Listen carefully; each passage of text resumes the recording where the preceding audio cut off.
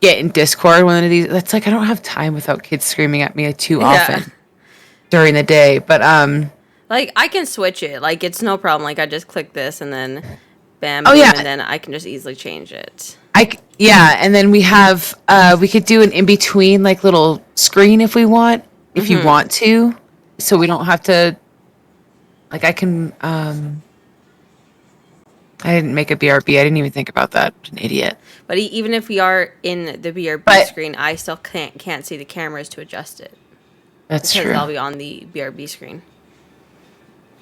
You can do studio mode, but you don't have to go into all that right now if you don't want to. I don't know what studio mode is. So in OBS, click studio mode for me real quick.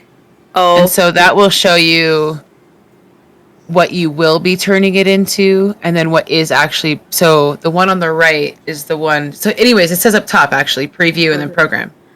So the program is the one that's live. So okay. if you wanted to, so let's just pretend do, I don't know, BRB or WAWTA, whatever. Oh, damn! Look at that. Yeah, so we can so you technically have the power to adjust, I guess. Oh shit! I didn't know. And then when that you're this was a ready, thing. just push transition and that will transition us to the next overlay. Oh my god! Wow! The things that I've fucked with OBS that I don't know. Technology. Look at that. I just assumed you knew that, so I'm had sorry no if I didn't say idea. anything sooner. Nah, I had no idea that was a thing. Amazing. Yes. Okay, cool. So we're both learning something really awesome and new right now. I didn't know that was a So thing. That's exciting. so weird.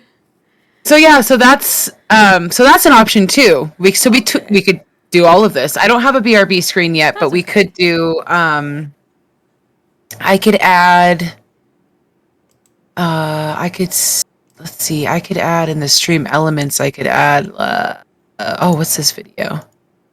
Oh, that could work. Maybe it's just like the spotlights, you know?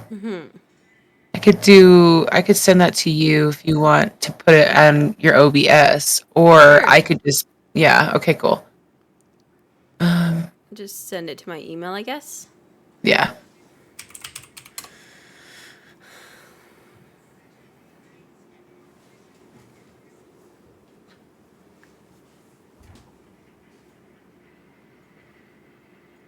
Just gonna text my dad to remind him the podcast starts in 30 minutes because he really wants to watch it live. And, Does he? And he wants to chat. But then he has That's so to exciting. make a account, which like says is supposed to do, but because he can't physically make an account, he'll fuck everything up. Oh, I love it. How exciting. Yeah, I wish I could invite my mom. I did invite my friend, Crazy Tree, Hugging nice. Girl. But, Yeah, like I wouldn't tell this to my mom or nobody, but dad's fine. yeah. My mom definitely asked about it, but I was like, that's about it. Yeah, I'm not going to go you're not much further. You're not joining the party. I'm sorry. Okay, where did I put this friggin' thing? Hold on. It's in here. Here. No, not there. There.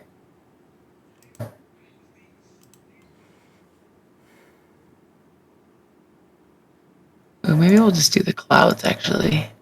Yeah.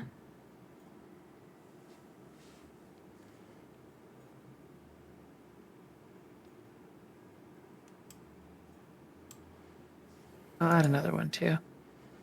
I'll add some options. Clouds and... So, did you want to talk about like Chris Pratt and that stuff, or do you want to just do like Am I the Asshole? Yeah, I was thinking we could do a little celebrity or check-in, a little celebrity gossip, whatever.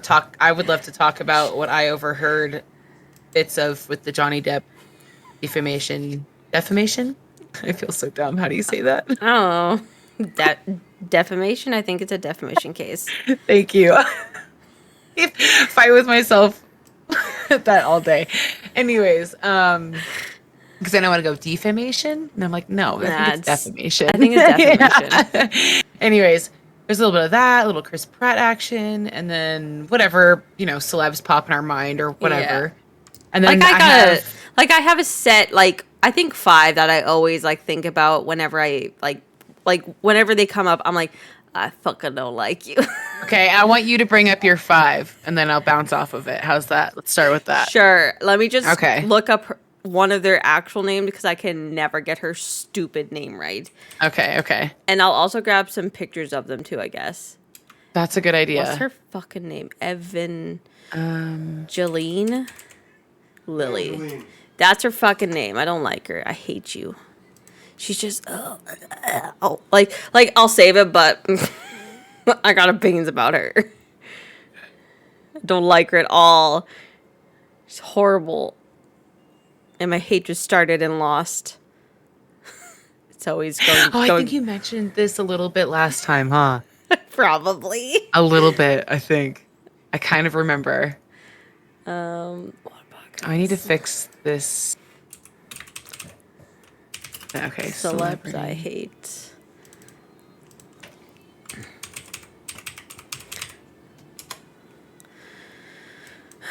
Chris Pratt.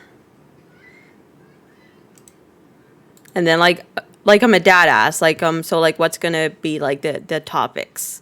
And I'm like, well, this is the topics. And he's like, so can I say that I don't like this? And then he said like this old ass actor, and I'm like, Dad, no one's gonna know who that is. He can chime in. I mean, I'm not gonna probably know many because I'm terrible and I don't know a lot of the guy films, that he named is like apparently from like Gone with the Wind or something like that. And I'm like, Dad, no one's gonna fucking know that. No one's fucking gonna know who the hell this is. I think it's adorable. I mean, hey, maybe. Well, that's not true. Yeah, we can look him up. Goof knows, and we could just Google real quick. Yeah, and I don't know. I haven't seen Gone with the Wind in like forever, but I watched it like, but I can't say I was old enough to even remember it though. It's like that long ago. Like it's the kind of movie my mom would have had me watch. I'd be like, "Isn't this great?" And I'd be like, "What?" The only one that I like really stuck with me that she was really into was that I loved, and now she like is nonchalant. Like I didn't like it that much. I hate that. Was Dirty Dancing? Fuck yeah, Dirty Dancing. Like that was by far one of my. I owned oh my it. God. Like I bought her the DVD. Oh my God, this is kind of. Anyways, I bought her the DVD. This reminds me of your story about you getting your dad. What was the movie for? A Christmas Story or a Christmas Carol or whatever the fuck it was. Yes, thank you. It was very similar. This just dawned on me. It was very similar to that. And my mom always talked about how much she loved Dirty Dancing. And I remember getting her the set, the like Dirty Dancing set. And I ended up taking it later in life because she was like, "Oh wow, thanks." Like I was like, wow, okay, that would have broke my little heart. Oh, I just took it from her later because I ended up like way more. I always had the fantasy of having my own Patrick Swayze. That, to be fair, that is a great movie. Yeah, I was happy to own it. And it's rip to two of the actors in that, like obviously Patrick Swayze and then the dad of Baby. I can't remember his name right now, but he passed away as well. What did he? But if it was actually like he's pretty old, so. But he was also in why can't it date no Hello? What is it? Law and Order. There it is. He was a detective, I think, or maybe I don't remember. He was a Law and Order an actor in one of the Law and Orders. Anyways, we watched a lot of Law and Order growing up in my house. Which one? Law and Order, like SVU or just Law and Order? Okay, so Growing My sister up, was an SVU girl. now that I'm trying to remember all of, because I feel like Criminal Intent is the one I liked the actors of, but I didn't like the concept of, because I think it was all about rape, right? Isn't like SVU all about rape though? Was it SVU that was about rape? I think it can't was remember which one. SVU. That's why I might be mistaken. Okay, so Jordan SVU. says, Okay, so SVU was the one that I definitely watched a lot growing up and loved the actors of, right? yeah. But I preferred Criminal Intent and those actors as well. But I preferred that story, those stories. I just didn't, I don't know. I got over like the rape stories over and over in my, just how I felt. And like it was on, my mom watched it like all the time. And I was always like up with her as a teenager or whatever. Not that it's a problem, like talking about rape and making it known and stuff, but it's also just kind of like, oh my God, can I get a different crime? Can I get like roll the dice? Yeah, like at that time, I didn't really realize. I was kind of dumb in that way. I'm thinking back. Like, I didn't realize it was just special victims unit. There it is, SVU. Yeah. Yes, special victims unit. Yes. It's all coming back to me suddenly. Ugh, my childhood. She'd be eating I had a lot of fun with my mom though as a teenager. I'm not gonna lie. That was a good bond of our relationship. I will say that. Things got wishy-washy in my adulthood, but we would eat. We would share or have our own. I can't remember. Like, no wonder I was like hella fat. But we'd share. We'd have a pint of ice cream, like Haagen-Dazs or whatever. We'd sit there and like eat that and like finish it or not. You have just half. It depends on the night. Watch Law and Order or Dateline or that one really great show with I can't remember his name right now, but I don't even think I feel like it's a meme now. I feel like he's a meme now, isn't he? Chris something where he like busts people, the predators in the house, and he like busts them being sketchy like sexual predators to young girls. Chris something. I can't remember his name. Oh, I think I remember. I think I know who he is because he recently tried to do that with like Onision, but I can't remember his name. Okay. Yeah, he tried to bust him, and it was hilarious. Okay. Because it was like YouTube drama. Like, you know who Onision is, right? No, I don't You think so. lucky. You got through the internet without ever knowing who Onision was. Like, when I was younger, I watched him, but now as an adult, looking back, I'm like, you were fucked, dude. And then he got in trouble because like he's just a major creepy pants, and no one likes him anymore. And he's like basically kicked off of the internet. Good. Why does that Chris Pratt picture look so weird? What's his name? Onision. Onision. I don't know if like there can be any news about him now, but because everything's pretty quiet because he's like kicked off of the internet essentially. Interesting. Yeah, and like growing up in the early stages of like the YouTube, he was like one of the big people on it, like one of the big guys. Never heard that name. Ever. Oh my God, you lucky. I know. My friends and I were like quote his videos and shit. Wow. And then like looking back now, of it. you missed it. Yeah, but like this is like early 2000s when like my friends and I like we were like on the internet. Like okay. We hung out and watched the internet. That's fair. That's Looked fair. up like YouTube stuff and all that jazz. What year did you graduate? High school. 2011. Okay. When did you graduate high school? 2006. Oh. We're not too far apart. No. But we're a good like little chunk, tiny chunk. Yeah, like Jordan and I not like too much. Like I'll talk about something and he's like, I don't know what the fuck you're talking about, and I'm like, this was like my teenage years. Like this was everything. I love it. Okay, so I got 4 people that I don't like. There are more, But I won't go on this crazy train of all Well, the we're gonna celebs. probably go off of like when you start telling me about some people, it's gonna probably trigger me to start talking about other people because I can't think of anyone. I hate this because the only person I keep coming to is someone that I absolutely loved as a But youth, you hate now. and that I don't particularly love at Ooh. much at all. Okay, they're okay, but I'm not the biggest fan. But The Rock, Dwayne Johnson. Really? I gotta add this Mm-hmm. picture because I want to know why, but I'm gonna save it. Okay. I don't know. Because Yeah. well, like, you don't have to have like a proper like reason to. You Oh can no, just I know. say, I'm ready to spill the beans, but I need to hold it. oh my god, I want to hear these. problem. I want to hear these beans be spilt. I'm so excited know. because like The Rock is one of those guys that like everybody loves. Yeah. Like Jordan says no, but like The Rock. I mean, I think that's my problem. On top of it, maybe. Maybe like the hype, Maybe. like the hype is too big for him. Yeah. Yeah, I see that. But yeah. I mean, I don't want to dog his career though, because he No, we're not did talking really well. But a lot of these people I don't like. It's not about their career. oh my god, It's okay, about them as a human being. yes.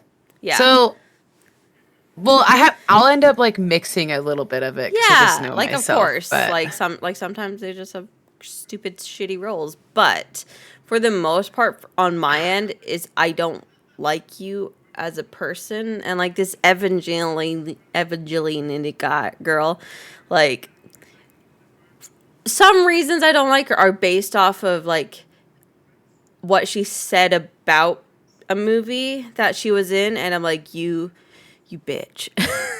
You motherfucker. You disrespect the whole franchise.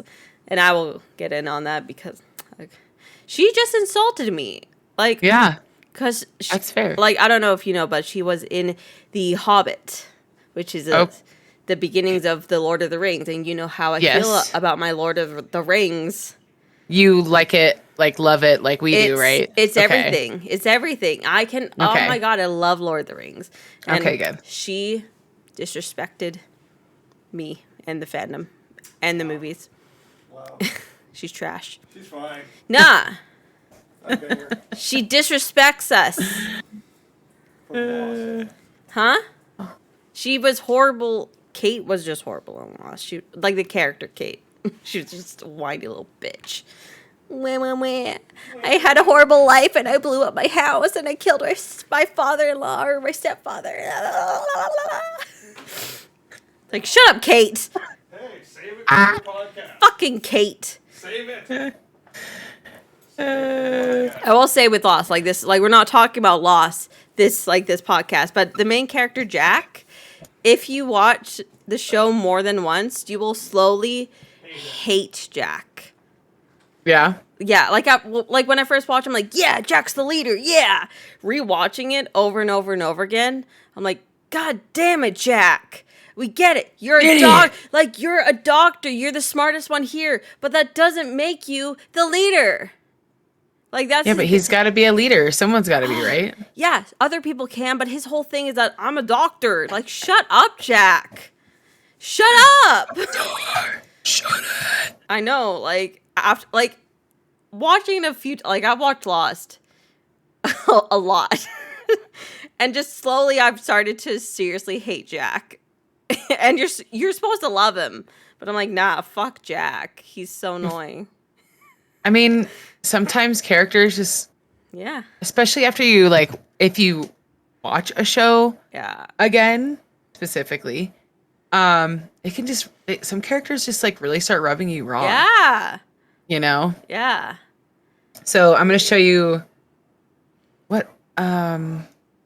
Okay. This is the poster that I had on my bedroom door. This is the Scorpion King. Dear Lord. That's spicy. Yeah, so that's the Rock that I knew. That's Notice what I he think had too. way Way less muscles going on. Still a lot of Yeah. muscle. Yeah, still a lot, but Not like to- not like the absurd amount now. Yeah, absurd. Let's note that. Absurd. That's Absurd. probably my anyways, I don't have a lot of beans, but that's probably my biggest bean. Is that he has too much muscle? I think he's too beef. It just makes it makes every role that he plays just like not Ridiculous. it doesn't make him he just is this This big one went on guy. 10 minutes? No, Zoom, don't do that. I hope Wait, Zoom just was like this meeting is going to end in 10 minutes. I hope it doesn't. Why would it hate us like that? I don't know why you do us so dirty. That's so rude. I'm kind of scared now. Like you're just going to vanish. Am I just gonna be like right when stream starts? I hope not. Like what the fuck, Zoom?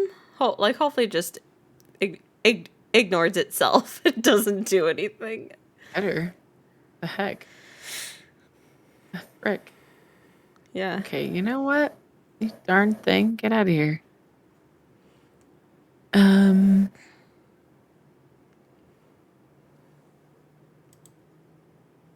I wonder if I'm gonna get kicked out. Send it. Meeting time.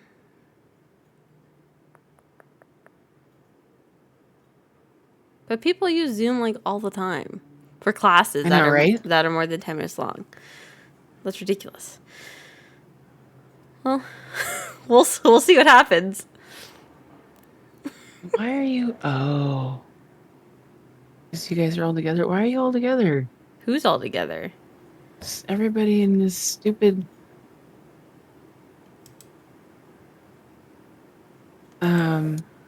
Little group here I have going on. This stream elements thing. Oh.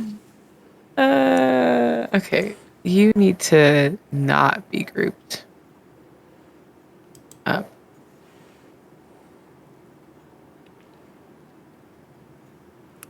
What a gossip. What a gossip. What a gossip. I love it. What is this image? Oh, okay. Like, I will say that every, like, Wednesday, I'm always so excited for, like, Wednesday now. Oh, me too. I'm, like, pumped. I'm like, yes, podcast. Mondays, Wednesdays, and Fridays are my 3 favorite days of the week now because I get to just, like, disconnect from everything. No one bugs me because they all know that I am, like, busy. And it's just, I love it. It's just, I'm, like, not busy, but I'm, like, busy, Exactly. I'm fucking busy, all right? Leave me alone. I want to get rid of this. I wish, like, I know that, like, we could, but it's also, like, we want to keep it special. I wish we did this, like, every day. It would be so cool. It would be really cool. Yeah. Or, like, more days than just one. But it's nice to be able to, like, come up with... Because I was, like, in between making dinner and stuff tonight, I was, like, writing down my check-in notes. And I was kind of going through my week of, like, from Wednesday, like, okay, what happened Thursday? And I'm not going, like, day by day, but I also am, like, remembering things throughout that, 7-day period that was, like, kind of... And there were actually some really funny things that happened this afternoon that made me... Anyways, it made me die. But, one thing, because I don't know if it'll be appropriate on there. Actually, I could share it on there and I can double share, but John goes, Kona's taking a poop on the toilet, and John's like, they're talking to each other because John all the kids just bust into the bathroom. We have one bathroom. As they how do. It goes. And they're like, John's like talking to him about their body parts, and John's like, mine's small. My unit is small, and talking about how Kona's is obviously bigger than John's. Kona's just like a man size. Yeah, Kona's like, I'm a grown up, like explaining it, like that's what happens. You grow up and your body parts get bigger and blah blah blah. And John goes, yeah, well, when I get bigger, I can say what the fuck. And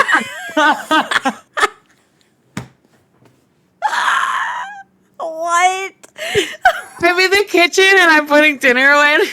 I started laughing. Such a weird thing to say. It's out of nowhere. You're just like, what? So just context to that. So we were sitting on my bed. I was folding laundry. John, we're having some downtime, and Ella's getting ready. No, it was early in the morning. Excuse me. That's what was going on.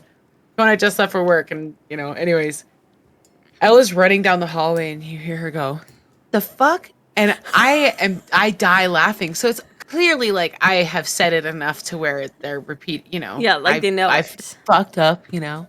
Said it enough.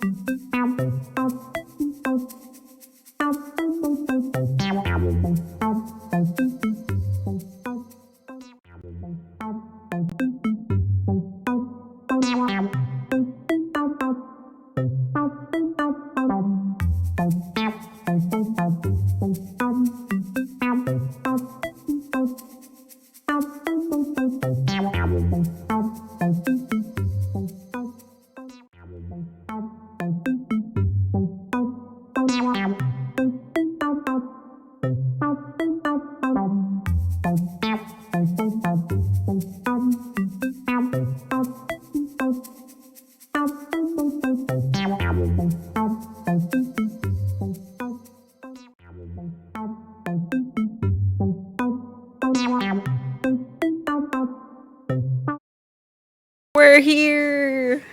Yay! We did it. Sorry, guys. Major technical difficulties there. Yes.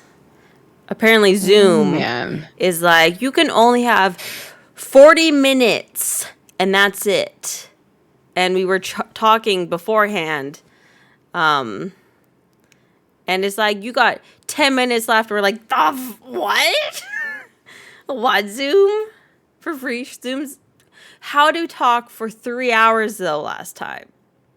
Answer me that. We've had 3 different sessions of 2 to 3 hours. Riddle me this. Oh. Anyways, so it's going, and Doesn't if make Caleese just goes away, then I'll just send her another link. My voice will still be here. Yes, But and I then might by next disappear. stream we'll try and figure it out. It'll be like magic. They delete the recordings. Maybe it's full. Delete the recordings, like Of Zoom? in Zoom. I'll have to- Zoom. History. Okay, I'm gonna have to do some investigating with Zoom. If you have Zoom recording, you may not have. Zoom shouldn't be recording, but I'll look into this. I'll look into this. Very interesting. Yes. Anyways, start of the podcast. Wednesday. What a Wednesday. What a Wednesday. What a Wednesday. How was everyone's week? Busy. How was everyone's week? Yeah, today's your first day off, and a while, right? Yes. Oh my God. At this point. It was a long, I think we worked, I can't remember how many days we worked straight, but it was more than the normal amount. And it was just busy because it's month end. So in our job, it's just month end and month start are just the craziest days. Lots of bulk work to do. What's your most difficult task to get finished at the end and beginning of a month in your transition time? Well, something Just out that of I curiosity. didn't think about until we got here, and then I'm like, oh, that makes total sense, because in our old building, not every suite was going to be rented out for the first, because it was an old suite. So then it was going for like renovations, which takes around 2 months. So we don't have to rent that suite for 2 months. In this building, all of the suites are new. This building is 4 years old or 5 years old. So when people move out, all of the suites are ready for the first. There is no give time. Fair. So it's like a whole new world in that way. It's right? a lot busier because I was trying my best on my end to keep track of how many people we approved for the first. Okay. So then we didn't have like 15 people moving in on the first, because physically that's not possible. Yeah. Physically it's not possible. There's not enough time in the day for that crap.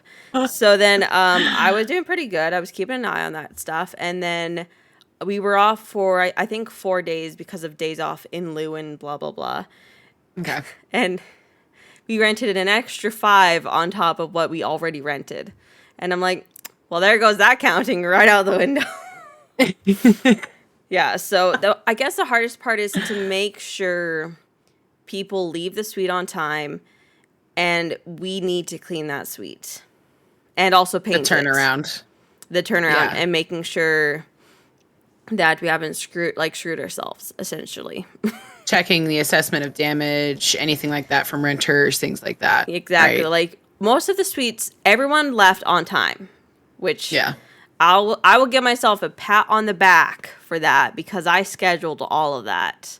Well And done. and I made it done. super clear going, you need to be out by 1. There's no leeway here.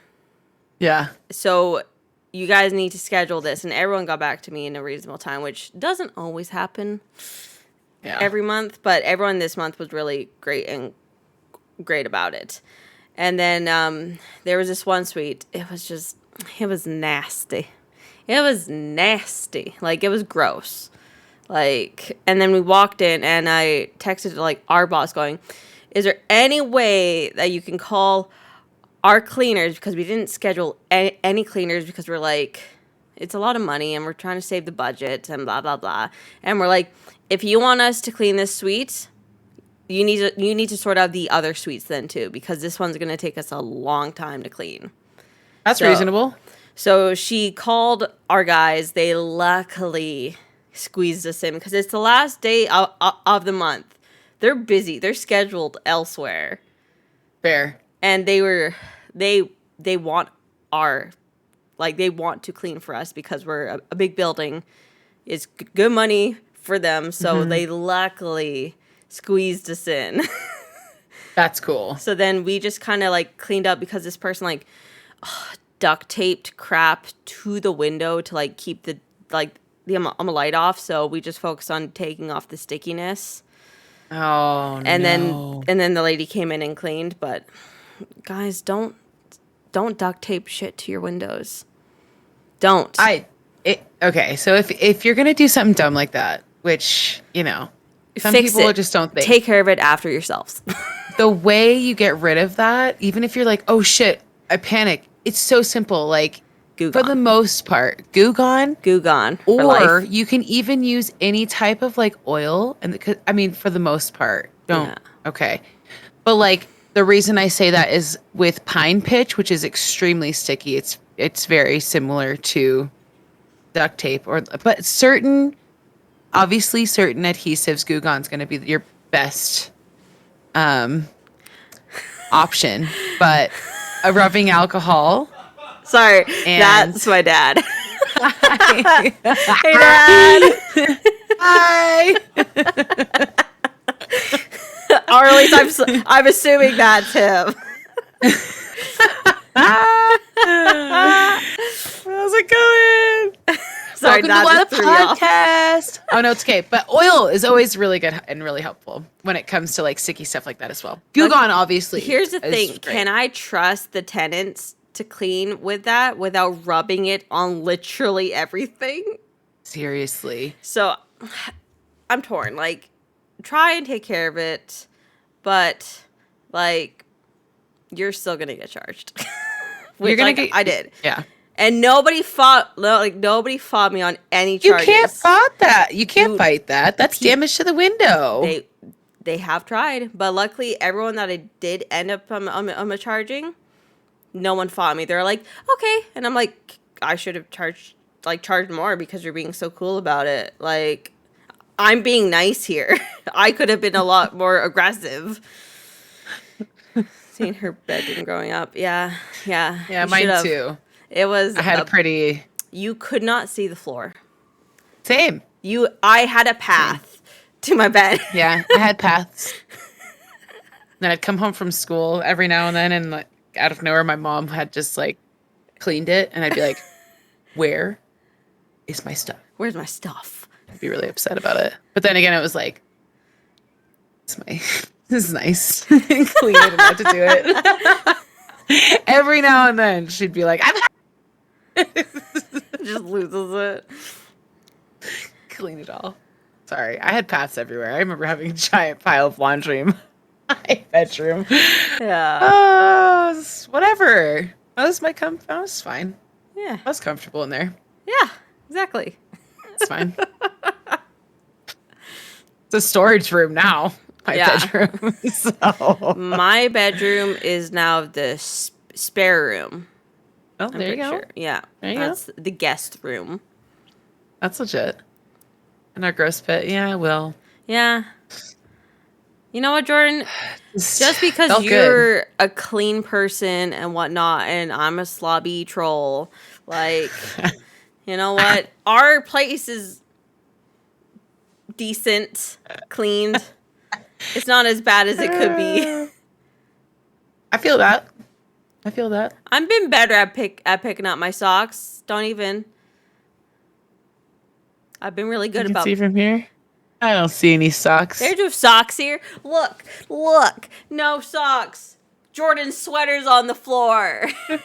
I can't say shit. I'm in the corner of my bedroom, so I get to look at all of my stuff. So, a lot of folded laundry on the bed right now. That's for sure. Yeah. Always folded laundry everywhere. If I'm lucky to get it folded. It's for Patrick right now. True, it is for Patrick right now. He's been living on that thing. It's gross. It's covered in so much fur right now. Like, it's nasty. I understand. Yeah, I get it.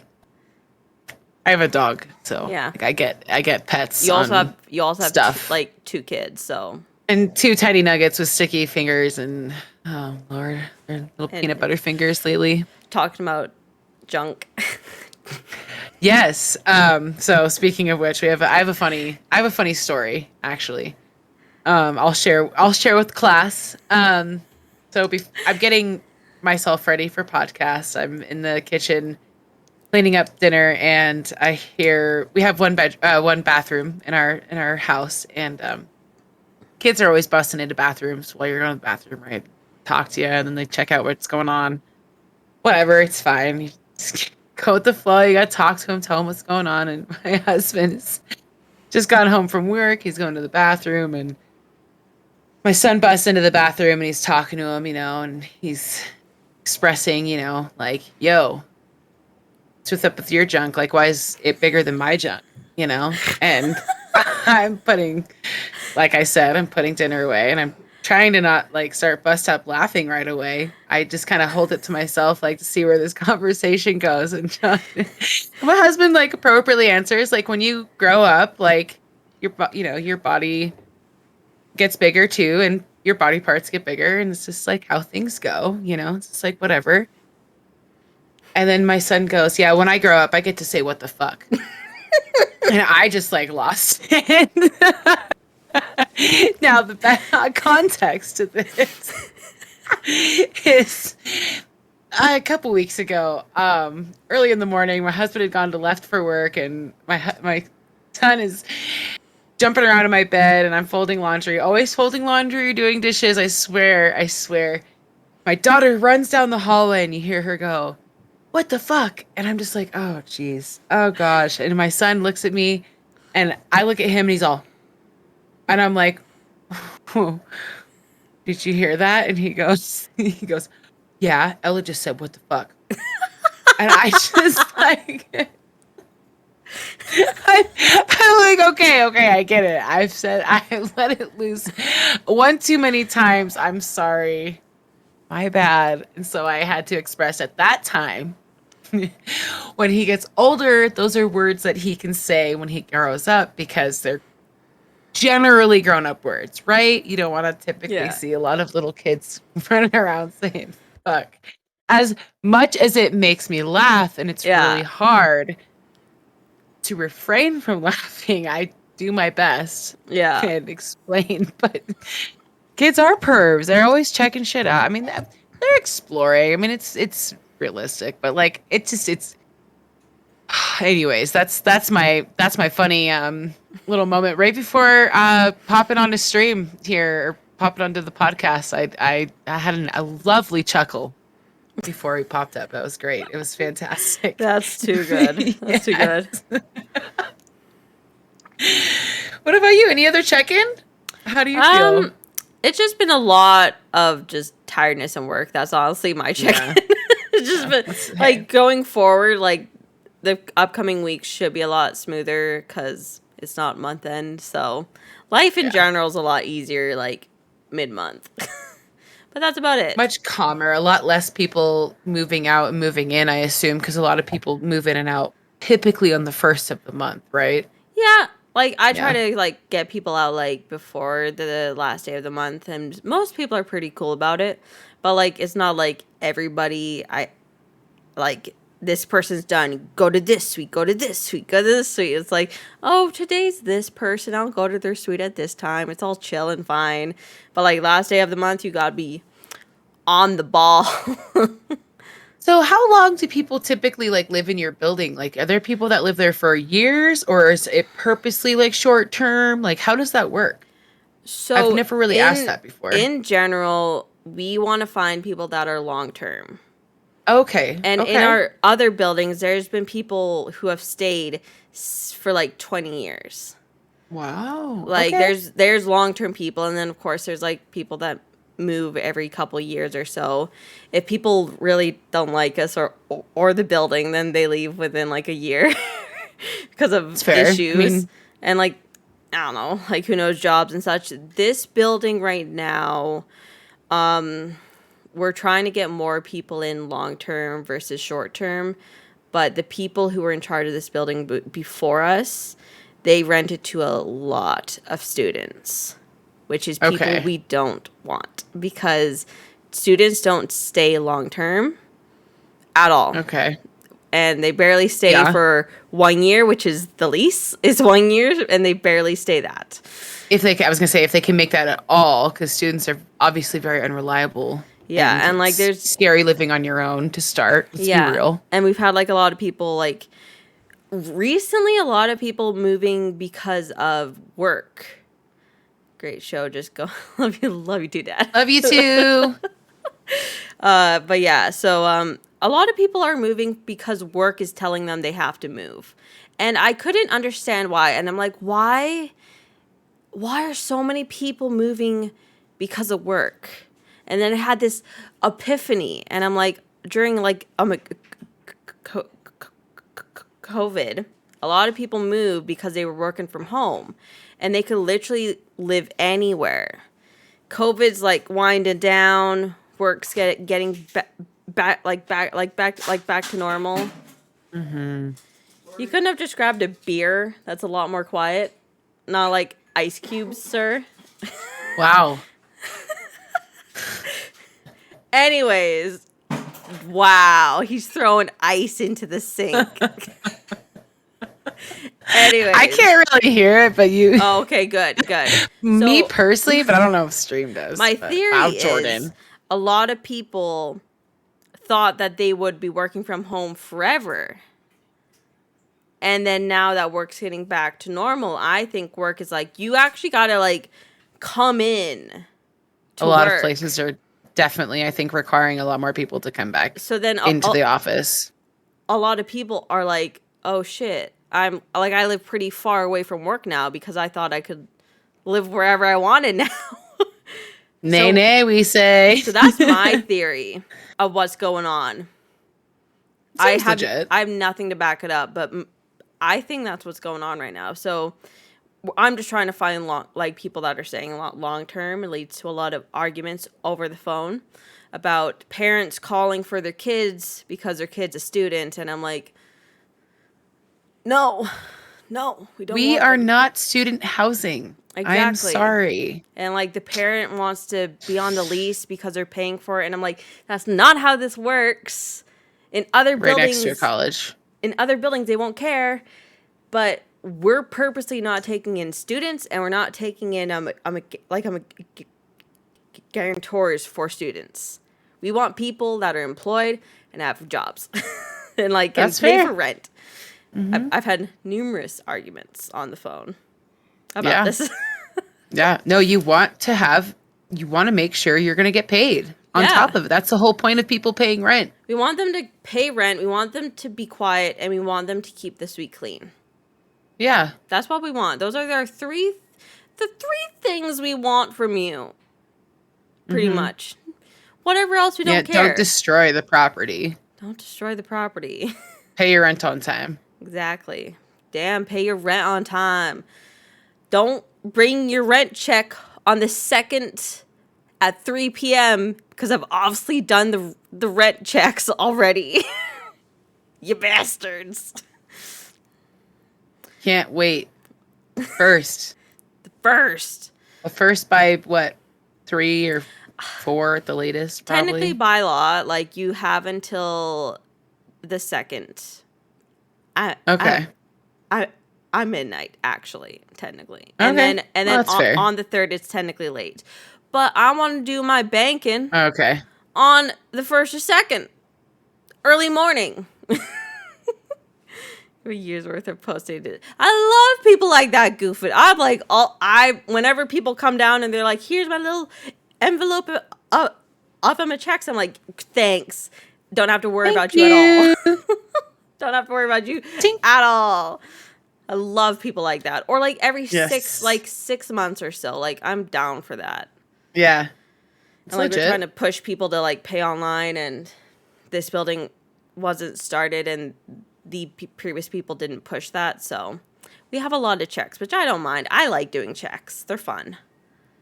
Checks are cool and they're old school. They're going to eventually probably not exist. So it's nice to like embrace them now. Exactly. You know? It's a beautiful form of money in a way. So classic. It really is. We pay our rent in checks too. It's like we don't pay. Yeah. Oh yeah. Our landlord's like that. So it's like, and also paying him online is not a thing. Your town, like I envision your town as like very old school in a way, in that sense. Yeah. I just kind of how I picture it. Our landlord lives in the Bay Area, but he just himself is old school. But like a lot of like the little store I used to work out down the street, used to be very old school, and then now it's been remodeled. The owners that own the building now run the business versus someone else leasing out the building, and it's all like it's all up to par modern wise. It's all modern. Like you're using the Apple Pay to pay. It's not like an old school register like it used to be. It used to be so like old school and classic. Like you know, but you could technically leave. I used to work there, and there would be certain locals you'd know that would be like, "Hey, I have to make a tab tonight. Is it cool if I come back and pay this tomorrow?" And it would be so rare that you'd do that, but it would be also like occasional that you'd be able to do that for some people if Yeah. you knew that, and they'd come and pay it, Yeah. like that kind of thing just doesn't, it used don't to be think that way, that that's- kind of thing doesn't really that's not a happen thing now. anymore. Like there's not that trust system anymore. Things No. have very much changed. So the Crafty So. Woodwork asked, for those tenants that won't pay, how long before you can evict them? It's tricky. It's a very tricky process. It's not as cut and dry as you think it's going to be. Oh no, there's all sorts of laws wrapped around that. You gotta have the evidence, first of all. So what happens if someone doesn't pay rent and like it hits like the 4th or the 5th? Like we do give them like a grace period. Like it's not like, oh, it's the 3rd, get out of here. Yeah. So around like the 4th or 5th, like starting on the 3rd, I'd reach out to them and then be like, hey, by the way, just so you know, rent is due, blah blah blah. And if they like ignore me, we can serve them with a 10-day notice, which means it's technically a 5 and 5 day, but it's called a 10-day notice here. So you have 5 days to pay rent. If you pay it on the 6th day, we have the choice to either take that and you're still out, or take that and we'll just get rid of this bit. And then if we do want to move forward with evicting you, we have to put in now a 30-day thing of we're gonna take the suite. We have to file for like a possession.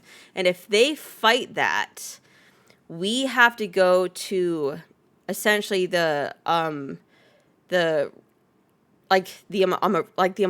renting board court for that, which means they set a date. They fight it. We have to like send in now all the evidence we have. They have to send in their stuff. And then they set a date that we're going to have this hearing, which is over the phone. And it could be like 3 to 6 months out. So this fucker could be living in this suite for 6 months free, which if they don't pay rent, there's no way they're going to win. But they're still they can still stay. And then at that time, we have our little court hearing. We present our evidence. They present whatever the hell they could possibly have, which probably is nothing. In that case, they tell us that we have won the case. They present the tenant with you need to be out by this date. We have to file for another order of a possession saying we're taking this suite on this date. And then that's that. But they can be living there for like 6 months and not be paying rent. Squatting Essentially, yes. Like we have a person that lives here who actually worked for the building and she just won't fucking leave. No way. Yeah, way. Oh, so you guys are probably gonna have to deal with something like that then. Yes. So the man. court date for that is in August. Oh my gosh. None of that sounds like something I'd ever want to deal with or have to go that far into. I Like, personally haven't been the one in charge of it, but we have a hearing on Tuesday about another resident about not necessarily about not paying rent. It's just she's fucking horrible. Yeah. Still live for free for 6 months. Yes. Essentially, they can still live here until that court date because we can't physically do anything. Yeah, so the good thing about the system here is that it's very much, they will most likely side with us. If like you have these hearings in like Toronto or somewhere else, those courts mostly side with the tenants, unfortunately. But BC mostly sides with us. Yeah, I was going to say, at least for California, it's a lot. If you have your, man, I don't know. I have so many different, like, most of the time it's going to be the tenant wins. But there are a lot of circumstances where the landlord will win, though, as well. Mm-hmm. It's not equal, in my opinion, but I don't know which one is higher in the winnings, but because I've seen a lot of people be able to squat and not get like literally just take over people's houses and like never get kicked out. That's insane. And Who then has the also, balls? seriously, who has the balls? Like desperate people, honestly. But then at the same time, I've seen landlords be hella shady and Yeah. weird to their tenants. So it's Yeah. just like I can't say it's one way or the Yeah. other, but I can say I have seen both dark sides of it. Yes. And I've been a victim of a bad landlord before, and I Yes. think I've probably been a bad tenant before in my youth, for sure. So like anyway, so I don't know. That's tough. You made a story about or not made it. You had a story about somebody shooting BB guns or something. Yeah, that fucking kid. Yeah. Okay, I worked at the grocery store down the road, right? And it has an apartment above it. I lived in that apartment, and I was working downstairs in the store. Working. Okay, but my apartment was kind of like a place where a lot of my friends would go to like hang out midday. It was like a block and a half from the beach, but like there were a lot of private lakefront houses, so like people would just kind of hang out on my deck or whatever. Well, one of my asshole friends had their BB gun at my house, which I don't know any of this because yes, I'm at work. And he's shooting the dryer vent, the metal dryer vent to this rich mansion house. Oh my Okay. god. The caretaker comes over later. No, let me remember my story. He confronts me in the store while I'm working about the people on my deck. And I remember, I think Conan and I were very new in our relationship, but he had to have a talk with who, because no one admitted who did it. Because there were 3 different guys up there. Because I was in my youth, I was just, anyways, I hung out with a lot of people. I was just, okay. No one wanted to admit shit. Okay. Yeah. So no one was allowed to come over anymore. And, you know, we took care of it, replaced everything. But still, you sit back and you're just kind of, I'm like, you guys, this is so fucked up. I live here and I was at work. Yeah. You don't even pay rent here. Yeah. So it's like sucks as a tenant because sometimes you're like, unfortunately, you might have some dumb, you don't want young people. I get why you guys don't want college students. Let me just put it that way. Goodbye, me. Saw the Zoom. Yeah, I know, me too. I'm like, oh no. 10 minutes. That wasn't 40 minutes or what, or has it been actually? It actually has been 40 minutes. God damn, Has it already been 40 minutes? Yeah. Jesus. We got so much to go through. So much. So yeah, that was a story.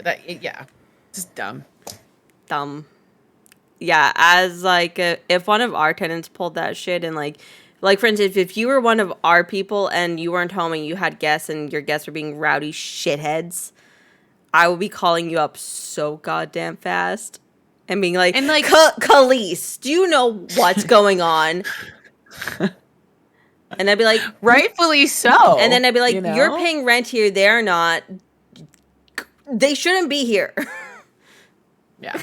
Yeah. I was 20 young. 20 young. Yeah, like the kid that 23 that wanted to rent from us and he got evicted from one of our other buildings. So clearly I'm not renting to him. Sorry, that just he was 22 and I'm like, bro. And like the other I'm a manager didn't tell me all of the bad things that he did. He called me up and told me all of the bad things that he did. And I'm like, you're not helping yourself, dude. Like, now it's a definite fuck no. And then he called me the other day going, he literally called me the other night and he's like, I'm just calling to like check in on how my application's going. And then I said, I personally emailed you and you are declined. thank you, goodbye. Sorry, like I can't believe he's so Like, I can't believe he still called me. I emailed him like Yes. 3 days ago, and he called me like not last night, but on, I guess it was Monday. Yeah, it was Monday, and I declined him on probably like Friday, Saturday. Or, I don't know, but I declined him. Nah, this guy was knocking on people's doors asking for cigarettes. Get the hell out of here. I don't got time for you, boy. He told me on the phone he nearly crashed into their gate because he was driving too fast. Like, do you know how much a gate here costs? Hell no. No matter what, I think gates aren't cheap. I know, but like, sure. he shouldn't have called me and was telling me all this shit. And I'm like, I get that you want to be honest and try to plead your case, but you're not helping yourself, my friend. Oh man, that's so funny. Poor guy. I mean, not really. He's just Also, really like, not why with are you it. applying at the same company's buildings? Might not know. Maybe Go somewhere. No, he knew that this was he another knows, building. right? He Okay, told like me the same knew company. that this was Okay, another that's right, building that's of right, theirs. That's right. And I'm That's like, right. stay far away from us. No, we're not gonna. Yeah. Contact any other of our buildings. No You renting idiot. for you, kid. No. Get out. Go home and grow up. Like, dude, I was shocked. This story just like literally makes me laugh out loud at this person, because I just imagine this person just being like, why can't you rent? Just like totally just not oblivious. there. It's completely oblivious, so unaware of what's going on. Yeah. And I'm like, I don't got time for you. Like, I'm dealing with so much other stuff. I don't have time to deal with you. It just shocked me when he said that I was knocking on people's doors asking for cigarettes. I just sat there and I'm like, what? If one of our people called me and like, hey, by the way, there's some like dude walking around knocking on doors asking for cigarettes, you know how fast I would run downstairs? Do you know how fast? Lightning fast. I would like be like, zoom down. What you doing? Must have been desperate. I don't care. That's not what our buildings are for. This building is for goddamn adults. So like my exception with this, and like I understand the desperation, having been a cigarette smoker myself, I have quit, but only exception is you need to at least accommodate yourself or acquaint yourself with the fellow smoker of the building or two. Make a friend. So you can at least have that person be like, hey, would you be cool if I bummed a smoke? I'll hit you back next time. You know, like whatever. Yeah. It's just that's just like a smoking. Go to the right people. It's smoking etiquette. And like, if you're that desperate, and I know it's disgusting, but if you are that desperate, there are cig butt containers. I know that's disgusting. I know it is. I've never been that desperate, but I am saying I know many that have. I'm not asking you to. I'm not telling you to. I'm just saying, if you are absolutely that desperate and you can't, like, you don't need to be knocking at on your building mates, suite mates, and also whatever. I'm pretty sure that building is a no smoking building, so I think he probably smoked in his suite, which is something we do not want here. Yeah, nay. I mean, it's, I've always been okay with like out your, not out the window, but like out your door, you go outside or what, like out. If you have a balcony, whatever, that's fine, but not in your house. Both my parents smoke in their house, and I don't go over to their houses because like we recently transferred somebody from one suite to another suite. I was showing his old suite, and I opened up his bathroom door, cigarette waft, and I'm like, you fucker, you motherfucker. This is a no smoking building. You motherfucker. And we're transferring you. We're doing you the favor. So then this spread is smoking large. slow. I love y'all. Are great. So we told him, look, your bathroom smelt of cigarette smoke. What's going on? And he's like, I'm not smoking there. And we're like, bullshit, but whatever. And we flat out said, if in this new suite, if we go in there and we smell any cigarettes, you're out. We're not screwing around here. This building is a no smoking on a building, and you're choosing to physically live here. Go find a smoking building. Yeah. Yeah. Get smell out of here. you- Find somewhere that accepts it.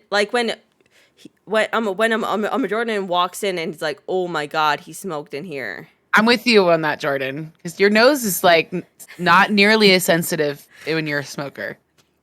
I was 8. Fact. Oh my God.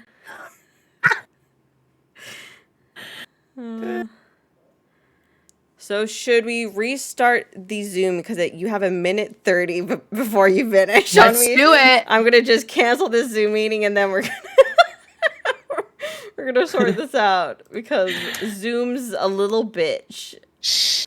Let me save. Let's switch to What a Gossip as well. Yeah, we'll switch to Might WAWTA as well. Gossip. We're gonna sort out this Zoom issue.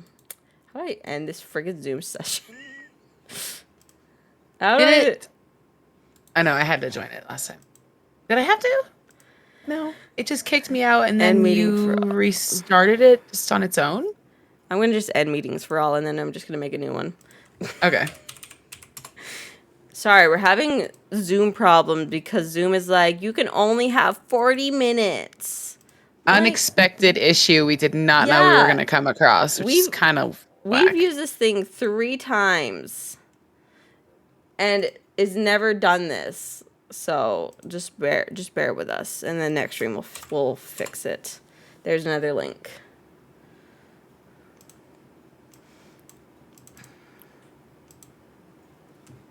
There we go. Oh, big Caleese. He's so big. Why are you so big? I don't know. I don't know. I feel subconscious now. Oh my god. Oh my god. Now you're tiny. Now you're big. I don't know what's going on. Oh my god, I just saw it. Let me fix it. It's okay. We are professionals, guys. Professional streamers over here. Twiddles. We're professional streamers. I don't know why she's so big.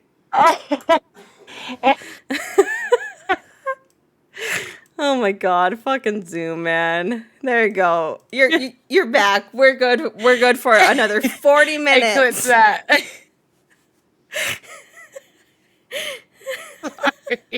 Let's just get into the WAWTA gossip. Oh, my face hurts. Because we have 40 minutes. We're on Okay. a serious timer now. Fucking Zoom. Caleese is telling. Okay. So we were gonna do this with you starting off listing off the main people you don't like, right? And we're gonna kind of bounce off each other. Yeah. Actors, The celebrities, whole yes. reason that this came up is because last week we talked about Passengers and Chris Pratt Yes. stars in it. And I got opinions about Chris Pratt. Let's hear 'em. Like as a human being, not as an actor. Because I like his Okay. movies. I like his movies. I have nothing against his movies that he's in or his shows. I like him as an actor. But as a person, I don't know. I think in the next couple of years, something's going to come up about him. He's a Pratt. Yes, he is a Pratt. But yes, I think in the next couple of years, some major scandalous news is going to come up about him. I don't know what, but something is going to come up about him. Something's gonna pop up, you think? Yeah. And like there's like the internet as a group has decided that he is the worst Pratt or the worst Chris out of all of the Chris's. Like there's Chris Pine, Chris Evans. What's the other? There's one more Chris. There's a lot of Chris's out But there. like he's the worst Chris the internet has chosen. Interesting. Yeah, they've collectively decided that he's the worst Chris. And there's a bunch of reasons of why people don't like him. One major thing that came up. Oh, Hemsworth. That's the other Chris. Okay. I heard Pine was the worst, but Chris Pratt now has taken it. Now, why? Why has he taken it? Yeah, I'm just curious. Like, what has made that? There's a go collective in? of stuff. I don't know what was the most important thing, but here's the list of things of why the internet does not like him. Okay. He supports Trump. Ooh. Yeah, so that was a major gross. Ooh. Chris Pratt. That's nasty. I wasn't ready for that. No. I wasn't ready for that one. Another reason is because you know how he divorced his wife and he married Arnold Schwarzenegger's daughter or something like that. I think This is the part that I have only touched on. Like, this is the part that I know most about Chris Pratt's personal life was about and a lot of how people, he left her and stuff. The way he left her, and it's not necessarily about that. It's like they recently had a kid and people feel what he said online kind of shaded his ex-wife and his other son. Because his son is disabled, right? I don't know if he's disabled, but there was a lot of health problems. He was a preemie baby, this and that. And he wrote something along the lines of, "Thank you to my wonderful wife for giving me a healthy," he emphasized a lot on how healthy the baby is. I remember and reading this and that. And a lot of people are a lot of people felt he was kind of, not that he knew that he was, but people took it as he was taking a jab at her, at his ex-wife, for not giving him a healthy baby. Maybe not. We don't know. I think he has a spiteful, horrible side. I think making a subtle comment like that definitely makes me have a red flag personally.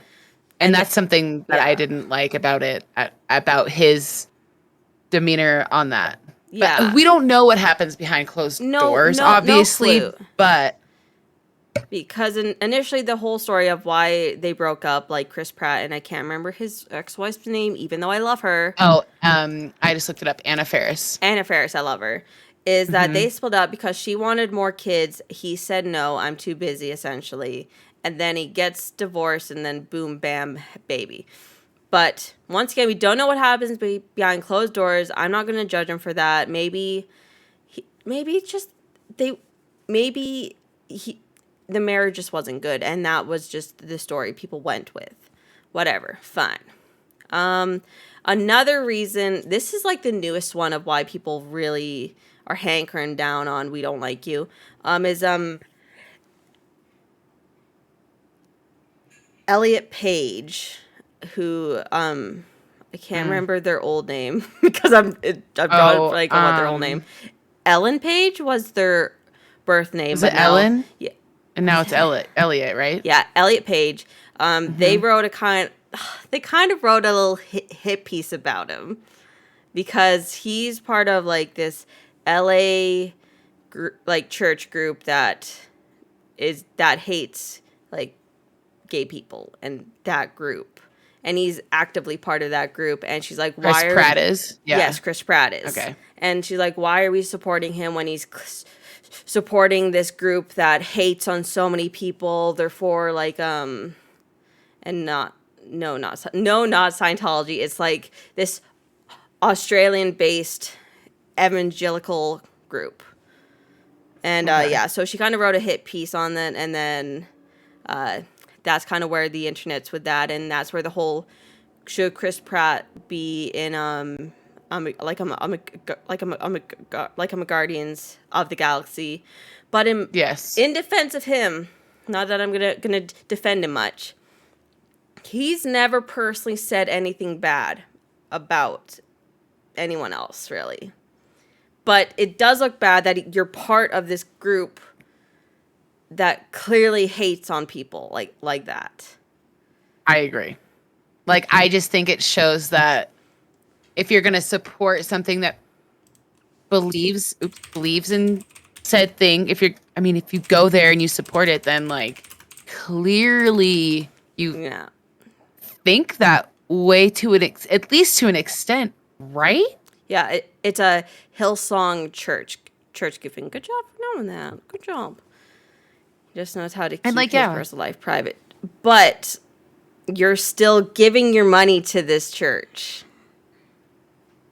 It just has a lot of Scientology vibes a little bit to an extent. I mean, Yeah.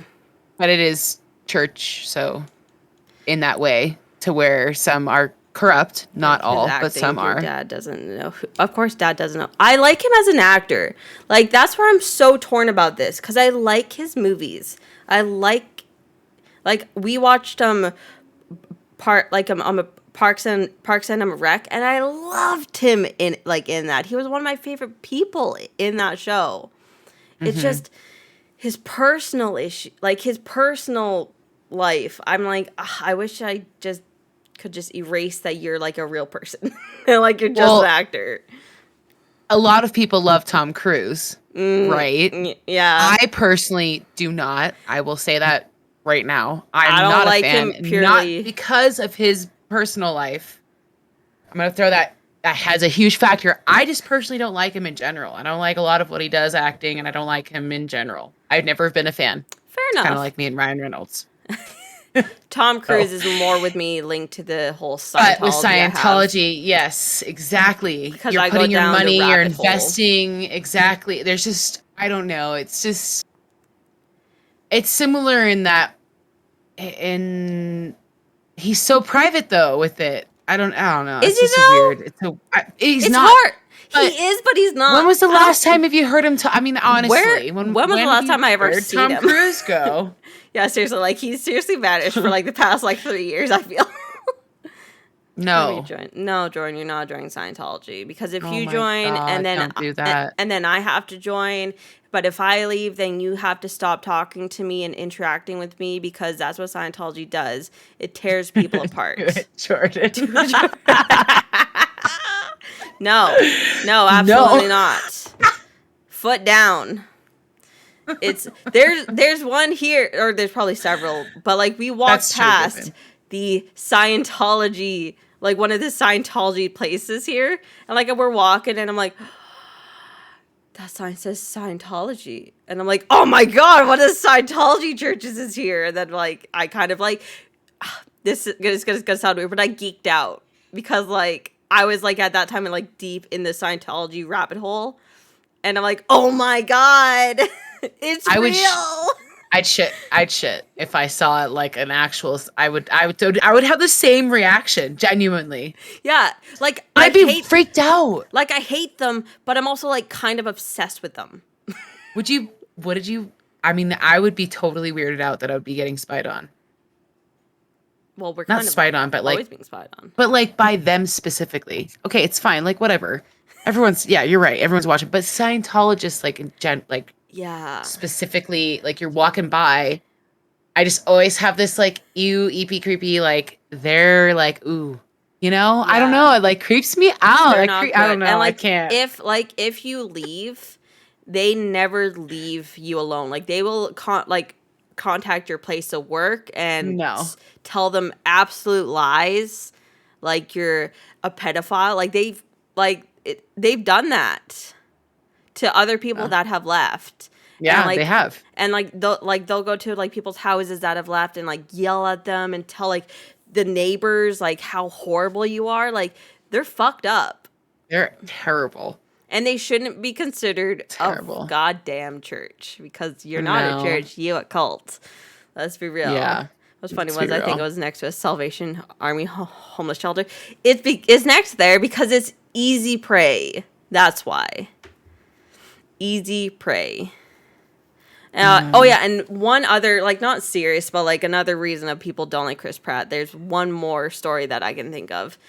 Okay. You know, in the movie Stuart Little, the one about the talking mouse. Mm-hmm. It came out in the early 2000s. The white cat in that movie was his cat. Like his real cat? Was his real cat, and it's like an actor cat. And Okay. he gave away the cat because it got too old and he didn't have time for it. And the internet blew the fuck up about this because they're like, you chose to have that cat. You should keep that cat until either it gets too sick and dies or just dies of old age. I'm so upset about this. you He already being loses too all the busy. points. Sorry. Sorry, what? Yes, so Stuart Little, the white cat in that movie, apparently was his cat. And then a couple years ago, so this cat was still alive, he gave away the cat because he didn't have time for it.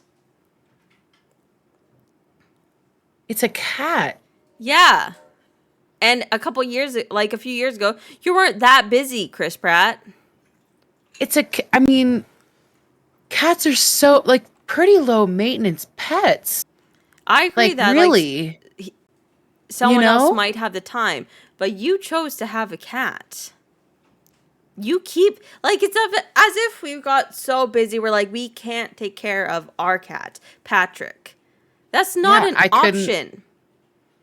That's not an option here. I've never given rid of one of my animals ever.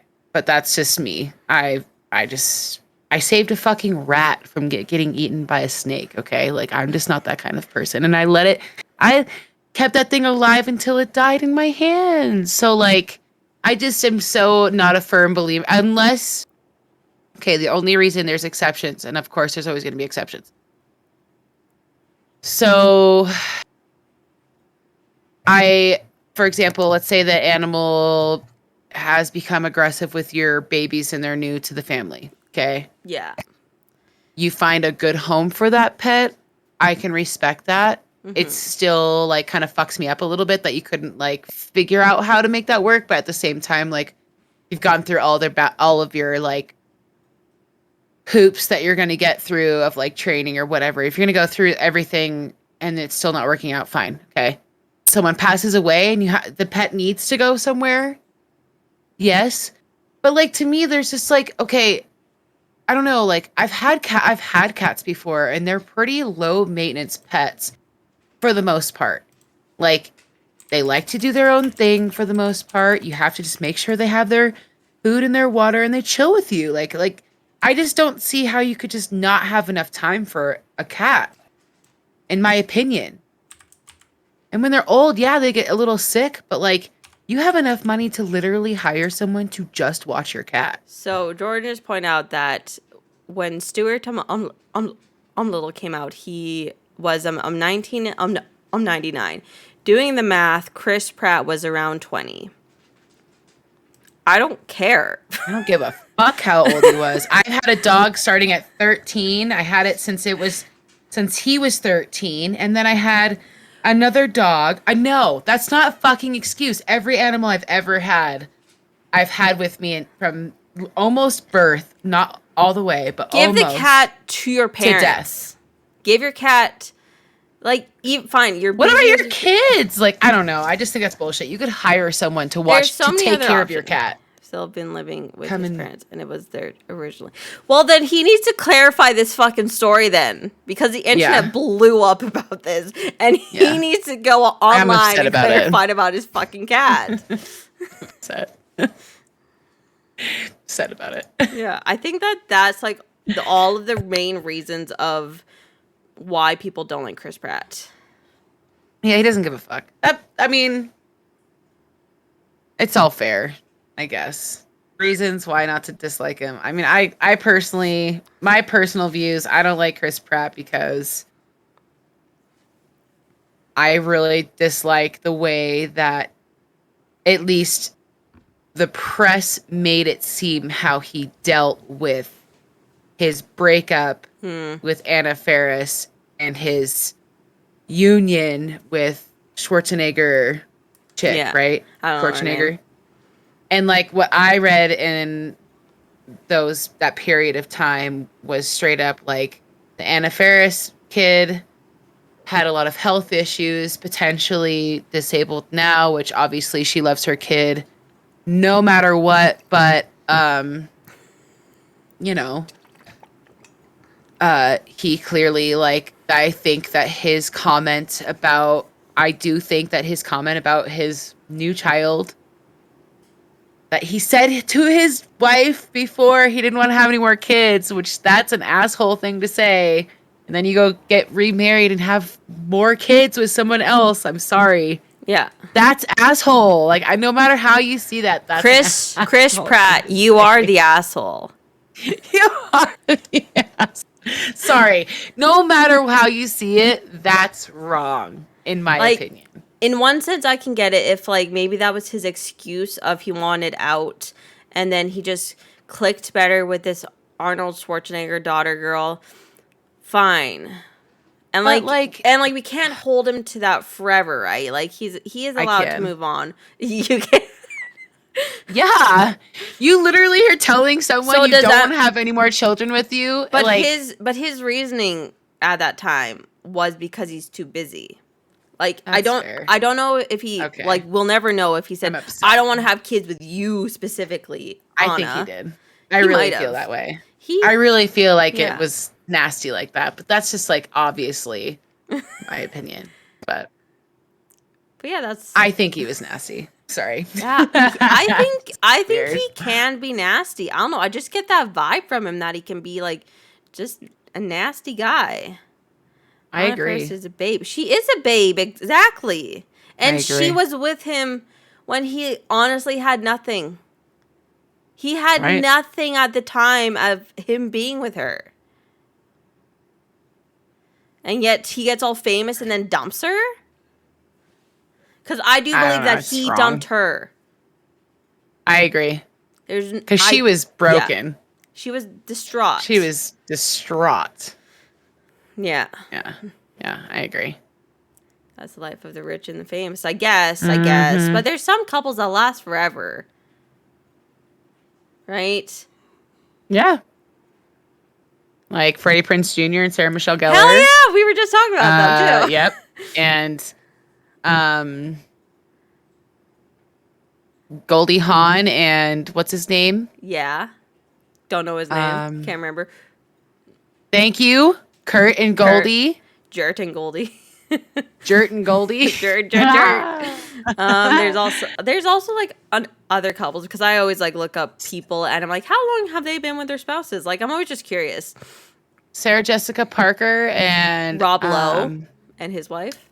Yes, Rob Lowe. Sarah Jessica Parker. Who's Sarah Jessica? Jessica Parker. She's in the Lion King guy. What's his name? Matthew Broderick. Yeah, that's it. Mm-hmm. Why are we ewing who? Who are we ewing, Jordan? Well, I'm not a huge... No, I'm with you, Jordan. Like, I'm not the biggest fan, but, like, just saying. We're talking about marriages. Her and Matthew Broderick have been married forever. The only, like, movie I really enjoyed her in was, oh my God. I can't help you. It's a Disney movie, and they're going to do a remake of it, finally. Fuck. With Bette Midler. Enchanted? No. It's a Halloween movie. Oh, Hocus Pocus. Is it Hocus Pocus? Thank you. I wanted to just say Halloween, and I'm like, it's wrong. It's not Halloween. So, yeah. So, some other fun actors that we don't like, or I don't like, we're just going to go into this. I have some pictures, just so in case anyone's like, I don't know who that is. This motherfucker, this weirdo-ass weird guy, Jared Leto. Fuck. I just recently heard some shit about him. Fucking That's so weirdo. Funny. Fucking weirdo. He's fucking weird. Why does he have a goddamn career? Still, I don't get it. And it's not just about the shit he does on set. It's not just about that.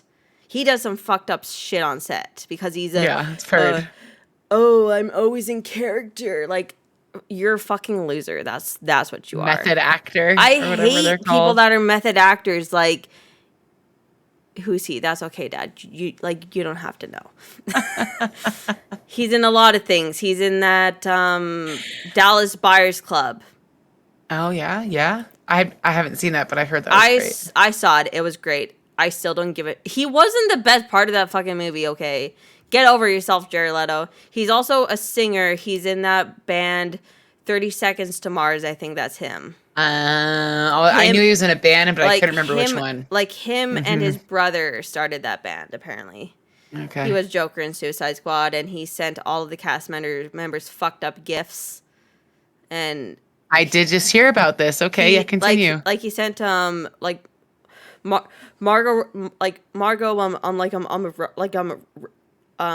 dead rats or live rats or something like that. He sent Will Smith sticky porno magazines. Ew. Yeah. Used condoms, maybe even too. Yeah, there's something about used condoms as well. He's kicking off. He's kicking off. Like, seriously. And, like, there's been so many allegations. All of Hollywood knows that he DMs underage girls. And, like, flirts and tries to sleep with them. But yet this sicko has a goddamn career. His band has a cult. Did you know this? Ew. 30 Seconds to Mars has a cult. 30 Seconds to Mars has a cult. They bought their own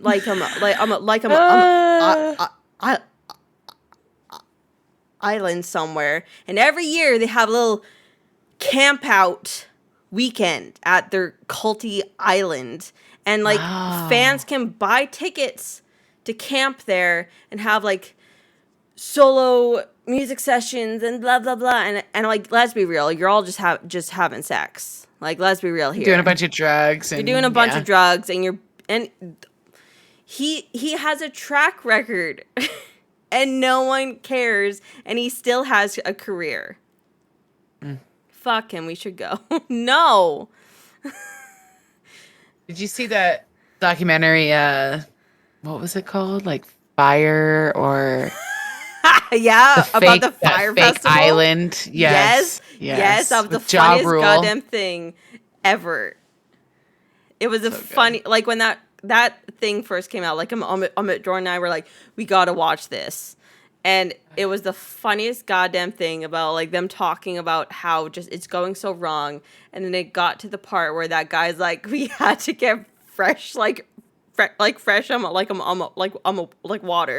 and he was gonna give out blowjobs for water.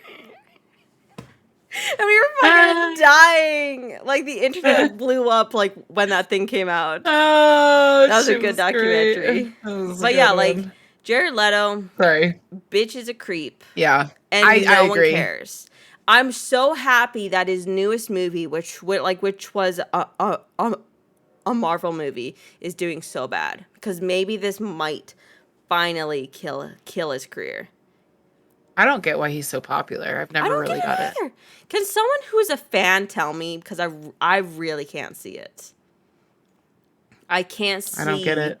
Why he's so popular when he does shit on set that's super annoying and gross and weird, and he has a track record. But what if it killed Marvel? It won't kill Marvel. Nobody cares about that character. No one even knows that character. Yeah, what character is he? Mobius? Morbius? Okay. Yeah, okay. He's like a vampire thing. Oscar winner gets to do what they want. Bitch should have never won an Oscar. Let's be real. He should never have. Nah, he's horrible. Never. Hey, Jared. Jared, you are the asshole. you are the asshole. You suck. You don't deserve a career. I'm sorry. Not sorry. You're also creepy. Should I move on? Sure. I don't like him. I don't have much to say about him other than John I don't like him. Travolta. Yeah. Oh, wow. I was not prepared for that one. John Travolta. Oh, God. What a picture and a half. I will admit, I love Grease. I love Grease. Grease is a great movie. Face Off. Get out of here, Jordan, with Face Off. Yes. So John Travolta's creepy. Acting career, I will give him props on a lot of the things he's done. A lot of it at the same time sucks. But at the same time, a lot of it was great. It's 50-50. You have to love Grease. I agree. Personally, though, like, I'm with you on this one. I've been with you with all of them so far. But this one, I wasn't prepared. I didn't know John Travolta was going to I forgot about him. Right? True. Yeah. Like, Um, what's he been doing? The fuck? It's like, where's Mel Gibson? Like, where's Brendan Fraser? You know what I'm saying? Brendan Fraser's having a He's coming back. He's comeback. coming back, which I'm stoked. But you He get what I'm was- saying. It's like he was recently, actually last week. He was actually I like Calgary, okay. Expo, and I'm like, I'm so jealous. I want to be at Calgary Expo Oh. meeting Brendan Fraser. It's so many. Anyways, Brendan Fraser's amazing. We love him. Love but him. yeah, John Travolta. I wasn't. And I don't have much. I don't I don't got have much either. I don't got evidence. It's just he gives me the heebie-jeebies. Didn't he dabble, or am I just tripping? Didn't he dabble in Scientology? He's hardcore in Scientology right He's now. in it, isn't it? He's yeah, okay. in it to win it. So that's why we haven't seen him in a minute. All the songs I agree his co-star was, but he said he wanted all the songs or he wouldn't do it. Interesting. I love his songs. That doesn't surprise me because he just seems like that kind of person who wants it all or nothing. Yeah. Like he's like Will Smith. Like Will Smith and him are like the same. Very similar. Yeah, for John Travolta, I don't have evidence of why I don't like him. It's just Scientology. Scientology. Zero. Scientology, once I find out that someone's in that, it kind of ruins my image of them. Immediately. He wasn't supposed to sing Grease Lightning? That's a different world that I don't want to live in. That live was terrible. His character was the biggest ass monkey. Oh my god, that movie like triggered me. It made me so fucking mad. It was gross. It was honestly a gross movie. I didn't like it. Saturday Night Live. Yeah, like disco and shit like that. Oh. Yeah. And I thought I it was know, going to be okay. more about disco, and it wasn't. And I'm like, this is gross. Saturday Night Fever. Yeah. Okay, there it is. And Jordan, Face Off. No one's going to agree that Face Off was a good movie. Face Off is garbage and should burn in hellfire. I'm terrible because I haven't seen a lot of movies in my Face Off, existence. first of all, it has two of the biggest, like, controversial, are they good or are they shit? Has it been 40 minutes again? Like, what the fuck? Anyways, it stars Nick, like Nick Cage and John Travolta. Okay. And and it's directed by a director that I personally don't like because I find his directing extremely boring and I don't like him. But yeah, Dad's kicking off again. Does that mean your dad's passing out? No, he's getting like riled up and it's like, what is it? I love it. But yeah, so Face Off is absolute shit. Like Jordan made me watch it once because the director is John Woo, I think. Okay. And like I watched a couple, like Jordan showed me a couple of his movies and I'm like, what's with the slow-mo? Like this is John Woo's thing. He does a lot of slow-mo and it's at the dumbest timing and there's a lot of slow-mo birds in his movies, in every one of his movies. And it just bothered me because the slow-mo was unnecessary. Always doves. Sorry, Jordan. Always doves. There's a lot of slow-mo. Like, and I read up as why he does what he does, and it's because he started out directing Chinese fantastical martial arts movies, and there's a lot of slow-mo and dubs in those. So he tried to transition that into our movies, and it didn't work. Boring. That's fair. Yeah, that's fair. That art style was not meant for that. Nah, hell no. Yeah. But yeah, John You want to smoke Travolta. more?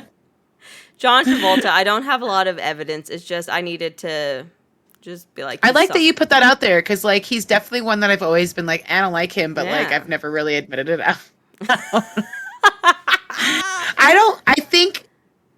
I think it's that like creepy, showy type person that's way too in, which makes them a good actor, I suppose. Mm-hmm. But they're too into it. They're like Yeah. almost Yeah. too much of an actor that I got like, you. It's like, who are you though? Yeah. Like, I don't think Like, we've seen the real him ever. You know? And Yeah. think about that with like Chris Pratt, with Jared Leto. I mean, maybe Jared Leto's the same way. I don't know. He kind of, to me, he's kind of transparent. He's just a douchebag. I didn't like Pulp Fiction. I didn't like Pulp Fiction at all. I got halfway through and I'm like, I'm out. Not watching Look this. Who's Talking was one of my favorite movies. One of the first ones. Pulp Fiction, I remember that being really popular, and Yeah. I definitely watched it.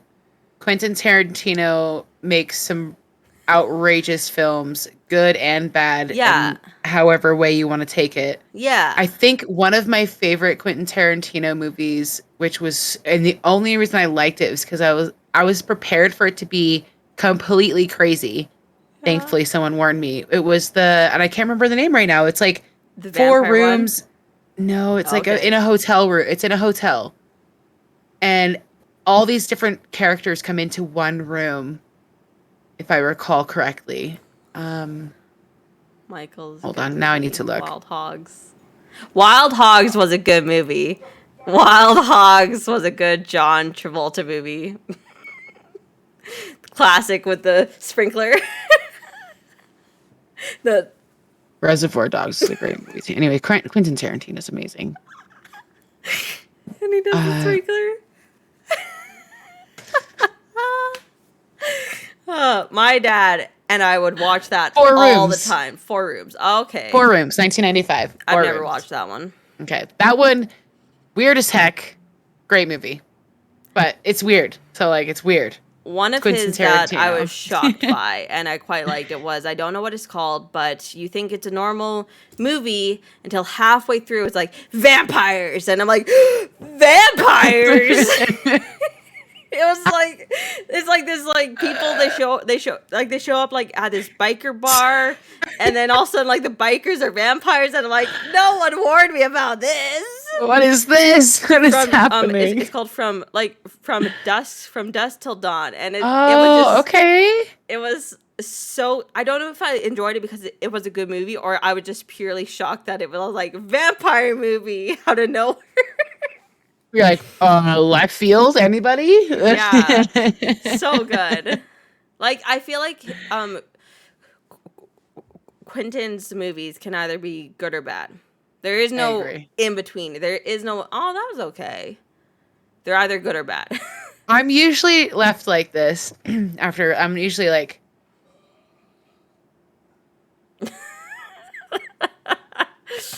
just Yeah. like a lot of the time with a Quentin Tarantino movie. Yeah. I have usually more questions at the end, like, and it's not a bad thing. I think that's great. I think that's great creativity. I think it does a great job. Yeah. Love it. I love it. What's our next one? My personal last one that I've thought of is this bitch. Her name is Evangeline Lilly. She's from Lost. She's from Ant-Man. She's from The Hobbit. I don't know what else she's in. Okay. What? Evangeline. Evangeline. According to Jordan. So vagina.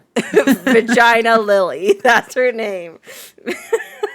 So, she's always like giving me like vibes of she thinks that she's better than everyone else. I've always gotten that vibe from her. But the thing that like pushed me over the edge was she was cast in The Hobbit and she played an elf. And if you know anything about the original movies, you know that the original cast literally learned how to speak like the Elvish language. They could speak it. They weren't just reading lines. They literally knew how to speak it. And even now, they can still speak it because they've done it on shows and shit. Mm-hmm. Someone asked her if she's learning it. And she's like, why am I going to learn it? That's just insane. And I sat back and I'm like, what? You're fired. Sorry. You clearly don't care about this franchise because that's just insulting Orlando Bloom. It's insulting whatever his name is that played goddamn Frodo? No. Elijah Wood? No. The other guy? It doesn't it doesn't insults matter. the whole cast essentially. Yeah. Let's be real here. Yeah. Because they were it does. serious about the movie. You were doing it for a paycheck. Yeah, that's it. Yeah, so that just, it was a paycheck. Keep in mind, it's their job to act. I know, but don't insult the franchise. Don't insult the people Yeah. that came before you. If those movies weren't a thing, that The Hobbit wouldn't have been a movie. Yeah. I agree. Don't I agree. if do your research. I mean, it is over. It is But- over. Like the Lord of the Rings, though, has a very strong fan base still. It's a loyal fan It's base, deep. and you Almost just, culty. It is. I'm A little in culty. That cult. I'm in that cult. It's a I'm little- there. Hey, Kona read Lord of the Rings to my stomach while John was baking in there. So, and Ella. So, Hell yeah. you know, I'm not as much deep into it as he always has been, but I definitely went in with him once I kind of dove in, anyways, I get it. Yeah. It's amazing. Is it Hobbit's great? amazing. Everything. I mean, I love all of them. it. I love them. But Yes. And then she's in Ant-Man and the Wasp, and I just don't like her. I feel like she ruins everything she touches. If she's in it, I'm immediately like, ugh, I don't want to watch Ugh. this. I don't like you. Yeah. Love I you. literally have that same sentiment about Ryan Reynolds. Fuck I don't have yeah. a female actress right now at the moment that I can like really pinpoint that I cannot stand watching. Yeah. At the moment, I can't think of any female actor that I despise right now. It's literally Ryan Reynolds is the one that I dislike the most. I don't know why. I'm a Jordan's. I'm a Julianne Moore. And See, I don't mind Julianne Moore. I don't mind her. but Jordan can't give me Ryan is the best. nah. Ryan plays the same dude in every movie. That's what Ryan I think does. you nailed it with the Ace Ventura thing for me. okay, I says. think that nailed it. I saw this like TikTok, and it like opened a whole door for me. The way that Ryan talks in movies is like he's Ace Ventura, but he's just a normal guy, but he still has the same talking flow and same personality, just dulled down. Oh, bye, Caleese. See ya. Let's try this again. But yeah, and then I'm like, that actually makes 150% sense. Like, I totally get that. I can agree that he's a nice guy. Oh, he's totally a nice. Like, I'm not criticizing him as being a bad guy or not a nice guy. I'm criticizing that he plays the same character in every movie, and that's not skill. I'm criticizing that he just bugs me. I don't know why. Yeah. Like, I literally think the Ace Ventura thing always bugged me as a kid, and that literally put the pin in it for me. Like, nailed it. Yeah. So let's talk about the one person that you wanted to talk about, Caleese. Okay, nothing crazy. I just want to make this clear. I am still a fan, but someone that I haven't been. Okay, so I was a big fan in my youth, and I experienced this actor. I mean, way back in their, well, not way back, but pretty far back in their career before they were an actor. And then they became an actor. And I had them on my wall, specifically behind my bedroom door. Sorry, I'm having troubles with your camera. Am I enlarged again? You're tiny, and I'm trying to make you bigger. Oh, you put him up there. That's fantastic. There you go. There you go. It's The Rock, Dwayne Johnson. Okay. Rock, the Dwayne Johnson. So I don't hate him, but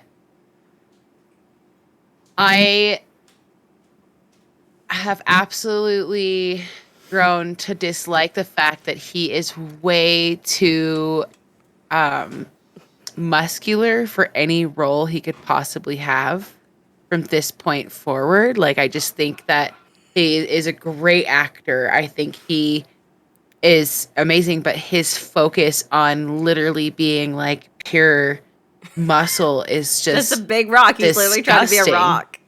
And like I get why he does it, but like I knew Why? him because it's a weird, yet again, this is like a loosely said term tonight in a way, but he's weird. It's a weird culty thing, this like bodybuilding like existence people get into. Yeah. It's like anything anyone can probably be a little too into. They might, you know. Yeah. Anyways, this is kind of something that like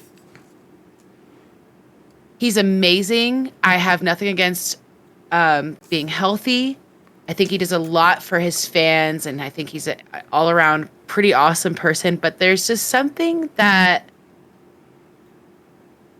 I don't know. There's just something, you know. Yeah. You have that with like you've said tonight. There's just something, and like there's John Travolta. I don't have evidence. It's just there's just something there. I just, yeah. I love The Rock. He's a great person. I don't think I like his career as much as I like him as a person. I think I'm an opposite. I think I'm more like I just prefer him just be someone who just is on social media that you like follow, like an influencer or content creator, I can versus see that. see him on a big screen. I think I recently, for example, Ryan Reynolds, we were just talking about him. Him and Dwayne were, which that's also very strange for me because he's always been The Rock for me.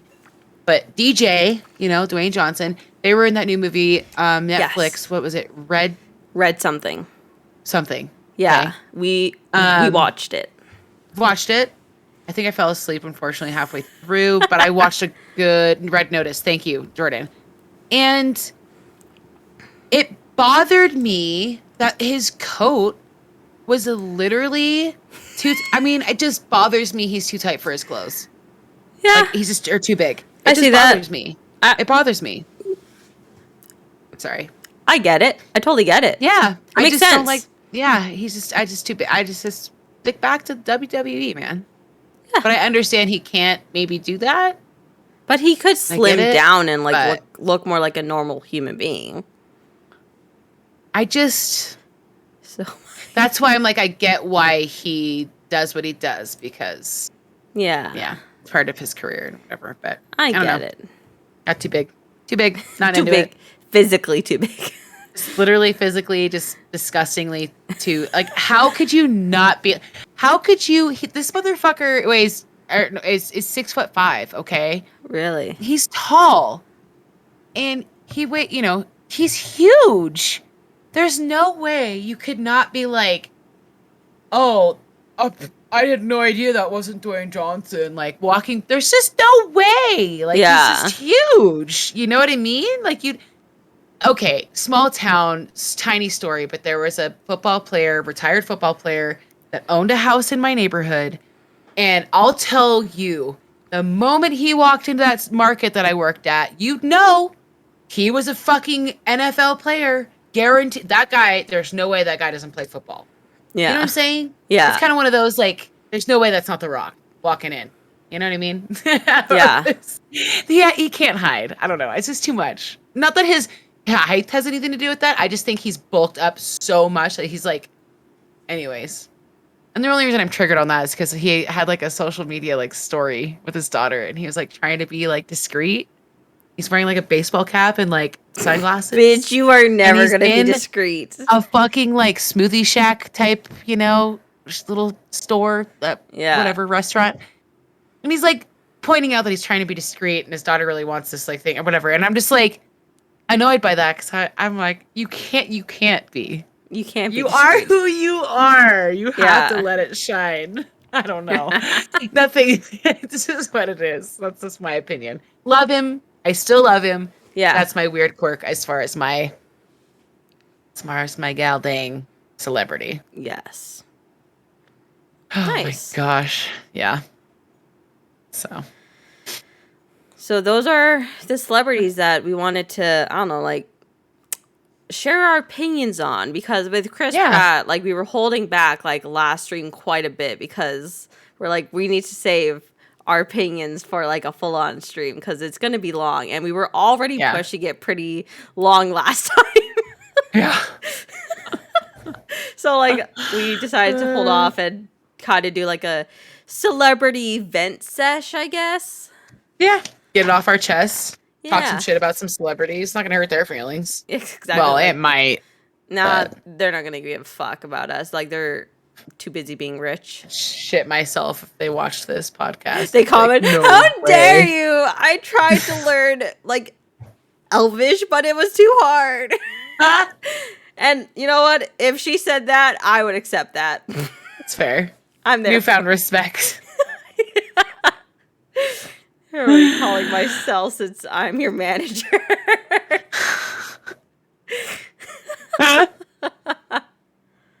Oh my god. That's hilarious. So, Oh, that's great. should we move on to asshole stories? Let's asshole up. I'm ready. Okay, let's go to overlay 2. It's not as fucked up as it could have been. Excuse me while I just figure Caleese out. It's fine. Hi. Hi. Don't worry. She's going to be fine. There we go. So, don't worry, should we everything's start with one of the stories we found, or we have one that got sent in to us from? Should we say who it's from? Should we out him? We can keep it. We can keep it anonymous if you want, unless they want us to share. But Yeah. we can keep it anonymous. Yeah. I'm down to keep it. Yeah, because everyone else is anonymous on there. I don't put anyone else's names. So unless the person wants to be known, no, he does. They do not want to be known. Yeah. Okay. So yeah. So let's do the one that got sent in. Okie dokie. Do you want me to read it out or do you want to? No, you can go for it. Okay. So how we do Am I the Asshole? If you're not familiar, we start with the title, and then we read the story and then we discuss. Yeah. In this scenario, normally what I do is I find Am I the Asshole stories on reddit.com, and there's usually comments and things like that. In this circumstance, we are really excited because we have a follower that sent us in a personal story. So this is really exciting. So there's not going to be any comments or anything like that, but we do get to discuss at the end. So let's start from the beginning. Am I the asshole for not lending my mom money when she needs it and I could afford to?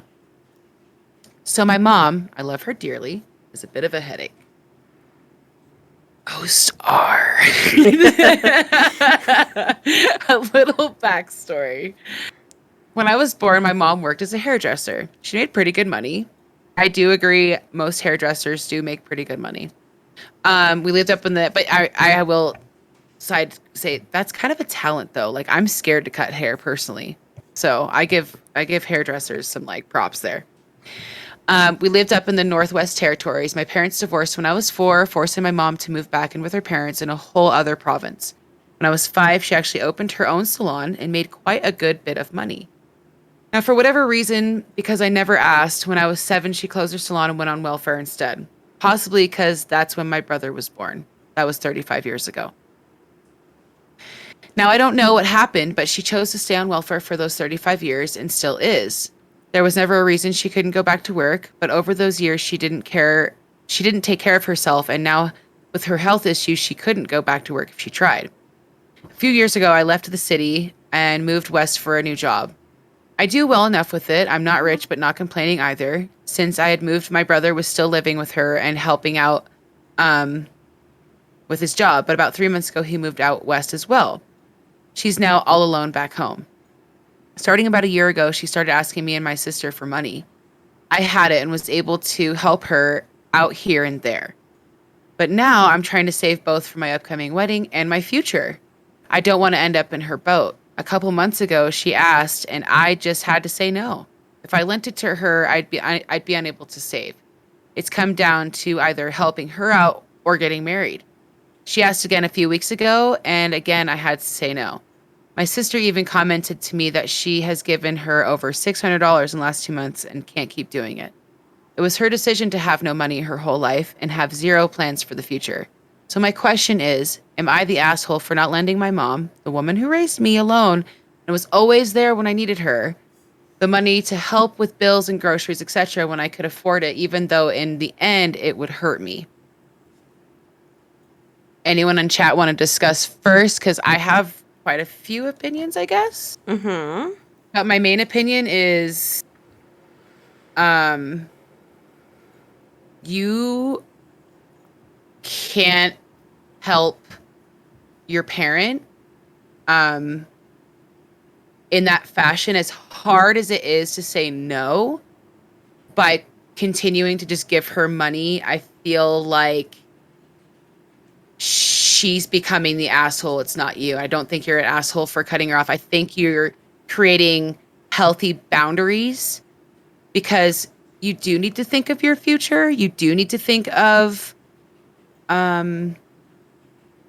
you're going to live your life in the future.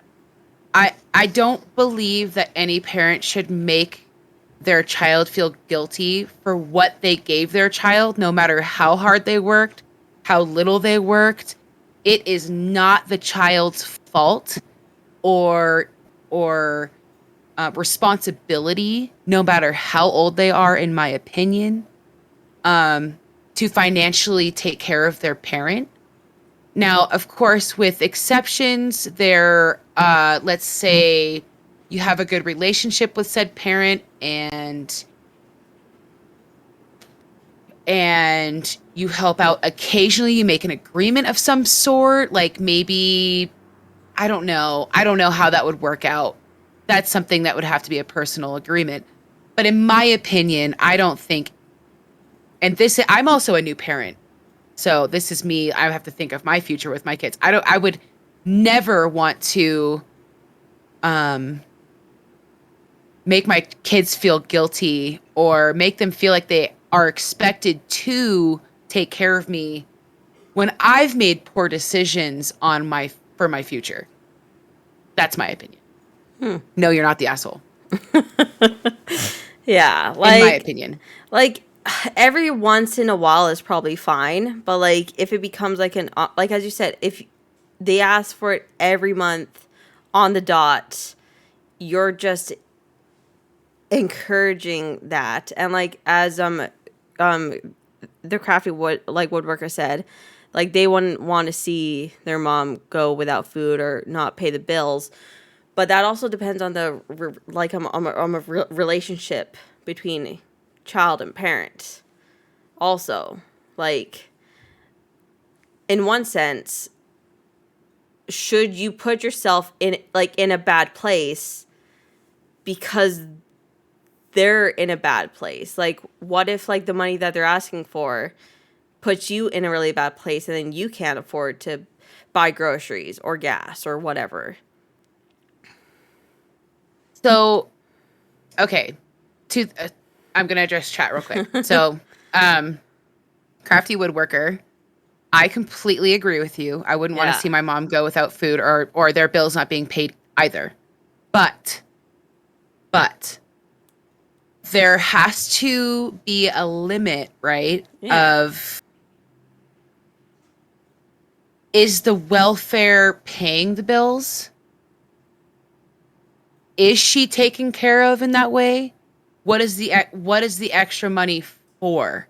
Yeah, that too. That's where I lead into goofing, going, I'd need to know why it all happened said way it is, and also ask her about her decision. Like, that's where I would have all the questions, of course.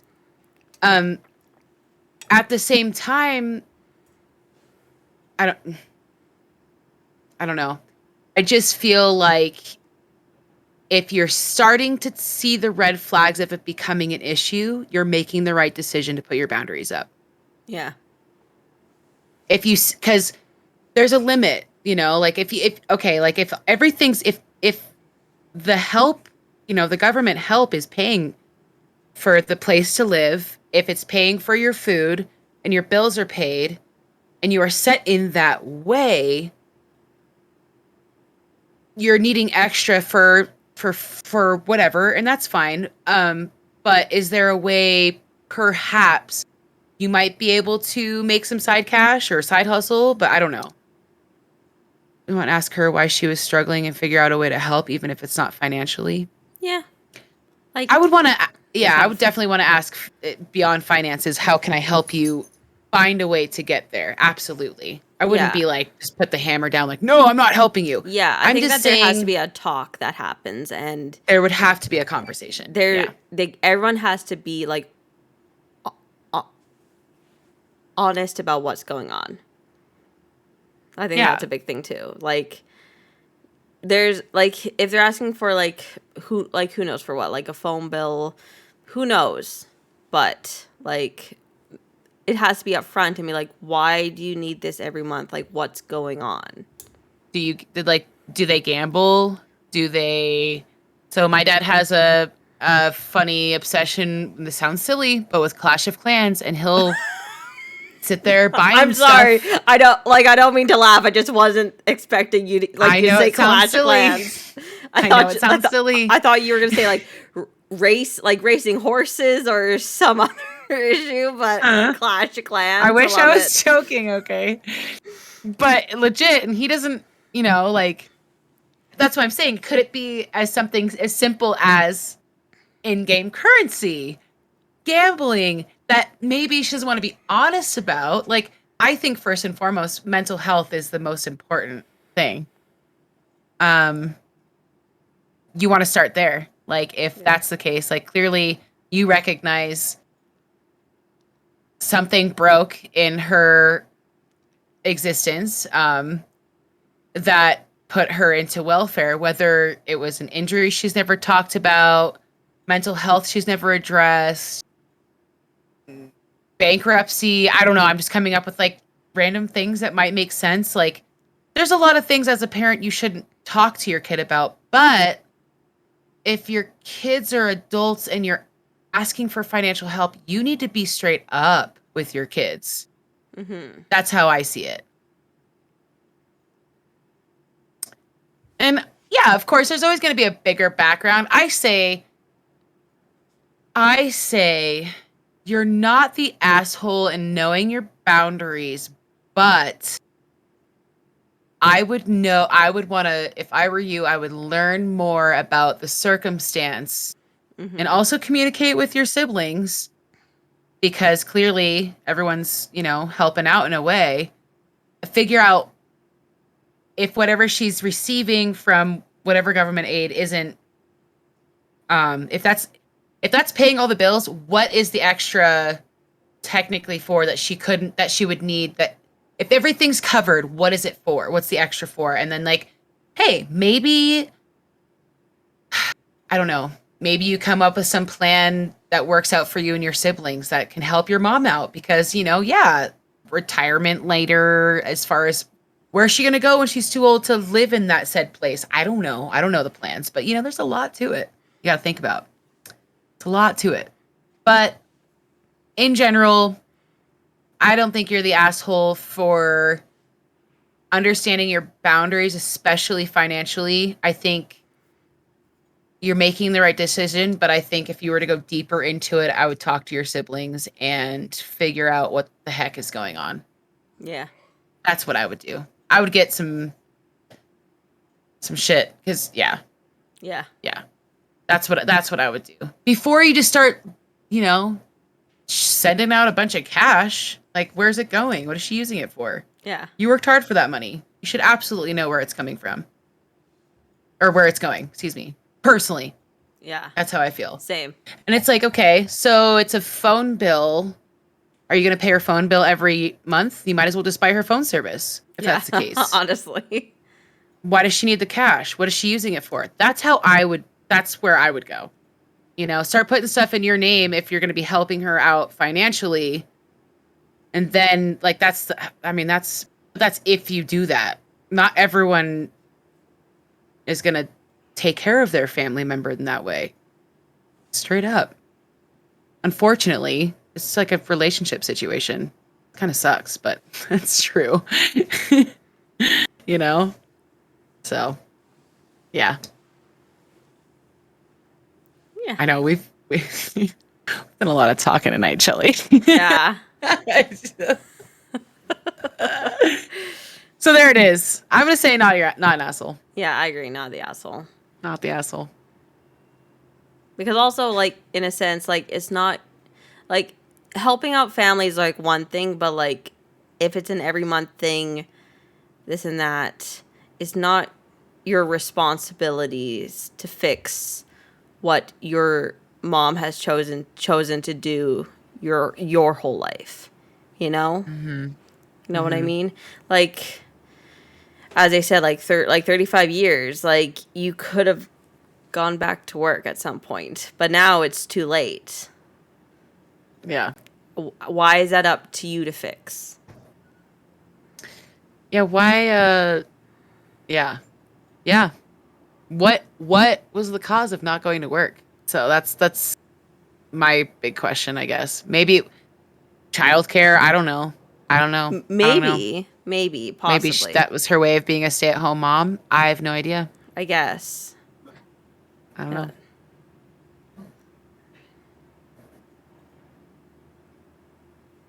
Yeah, I agree, Goofin.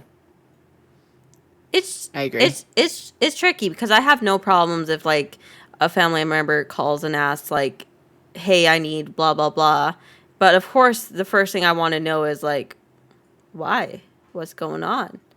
I kind of want to know the whole backstory. Like, I have no problem giving it. Just, I want you to be upfront with me about why. Like, we've all been in places where we've had to ask family for money. Mm-hmm. I've had to do it. Mm-hmm. But I'll be, like, upfront and honest. Be like, Tell look, me why. this is the situation. This is what's going on. You can do you can do with that however you want. But I'm not going to, like, be secretive about it because I'm asking for money, so clearly they should be asking me what's up.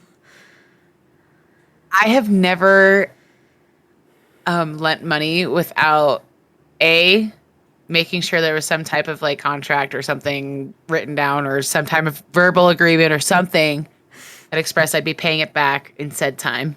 Mm-hmm. And B, I've never just borrowed money or loaned money from someone without an explanation of where the money is going to. Yeah. Like, we had to ask for help when, like, we were moving out here because moving out here was kind of a spur of the moment thing. Like, we literally didn't plan this. Like, we had no savings. Like in Saskatoon, we weren't the best off to begin with. Yeah. At all. And then all of a sudden we have to move because of work. And it would be stupid of us to say no to the job we have here. And we were, like, we thought of everything. Like, we thought about taking out loans at the bank. Everything. But luckily we reached out to some family, and they're like, yeah, if it, like, makes your life, like, moving out here truly did make our life a lot better, job wise. That's awesome. Like, personally wise, like, Saskatoon was really dragging us down. We weren't doing good in Saskatoon at all. So, like, and some of it, like, we're paying back gradually, and, like, it was a big thing, and, like, yeah, just life happens, but you got to be honest. But happy you do. Did the right thing. We did do like, I truly believe we did the right thing. We would have been miserable in Saskatoon. Like, there was no jobs, there was no nothing. Yeah, you guys really got a good flow going for sure. Yeah. I agree. Yeah, and we sincerely, like, we're so grateful to the people that helped us. Like, without them, we literally couldn't move. And if we did move, it would literally just be everything we could fit into our car. Yeah. Which we didn't want to do because that's getting rid of a lot of shit. That's a lot. Yeah, I couldn't do that. Yeah, Jordan was roofing in -40 weather. Like, no, because that was a bad job choice anyways. Like, he came home once and his legs were, like, frozen, and then he was getting changed from his work clothes to, like, his at-home clothes, and then I walk in and his knees are absolutely black and bloody. Oh my gosh. Like, and I'm like, what the fuck? And he's like, I couldn't feel it all day. So I had no my idea that gosh. this was happening. Like, Frozen blood. Oh my gosh. well, No. to be fair, Jordan, you should have never taken that job. I mean, you gotta do what you gotta do sometimes. I feel it. I feel it. guess. Still. But yeah, like, yeah, it's just about lending money. Like, you got to be upfront. Yeah. You just gotta communicate. No matter what, in any circumstance, communication. Key. Yep. And I personally think if you're gonna ask for money, you should typically disclose what you're gonna use it for. Personally. That's how I feel. Yes, exactly. Exactly. Yeah. Yeah. Good story, Sender. Well done. Well done. Thank you, Anonymous. thank you, person. I liked it. I liked it. too. Good Good story. conversation. Yeah. All right. Should we do another one? Sure. Let's do another one. All right. So these ones are just random people that we found the stories online. Or Caleese found the stories. Okay, Jordan just outed himself. Yeah, the story was his.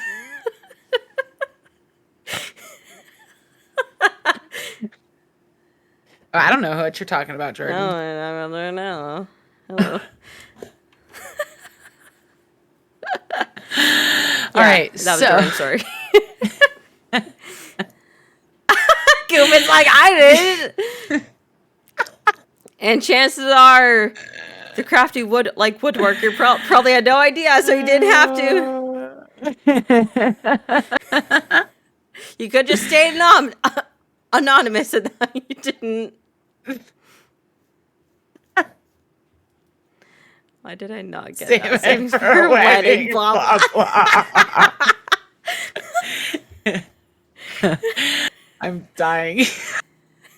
That's why I kind of chose my words, because I have a personal opinion on this. Yeah, right. Because right. it does impact my life too. But I'm like, if I say this, then it's gonna totally make it obvious of who's telling the story.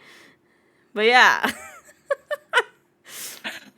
Ginger, you could have kept that a secret. No one knew.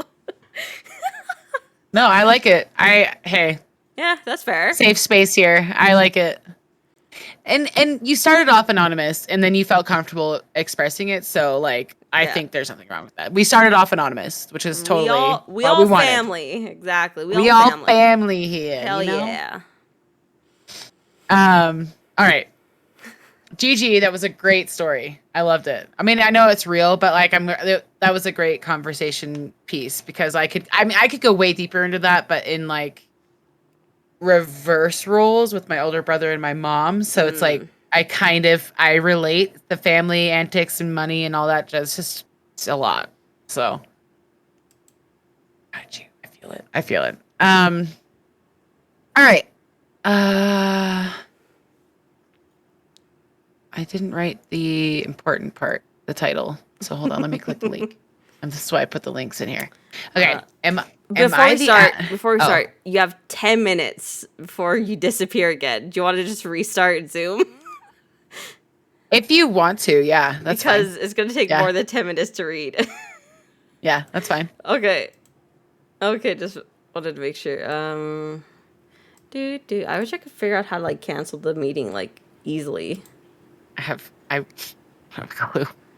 Zoom is still so foreign to me. I'm just got used to Discord, damn it. Okay, we're gonna go back to Zoom. Sorry, we're gonna sort this out for next time. It's just we figured this out as soon as we were gonna press start, and we're god damn.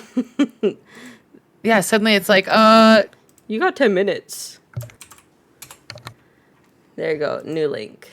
Sorry, it just I knew that it was gonna take more than 10 minutes. Oh no, that's fine. That's better to be prepared. I like it. I like to. Now I gotta fix your. Okay. I'm so tiny. You're so tiny, Hello, little Caleese. There we go. Professional, easy peasy this time. Hi. All right. So,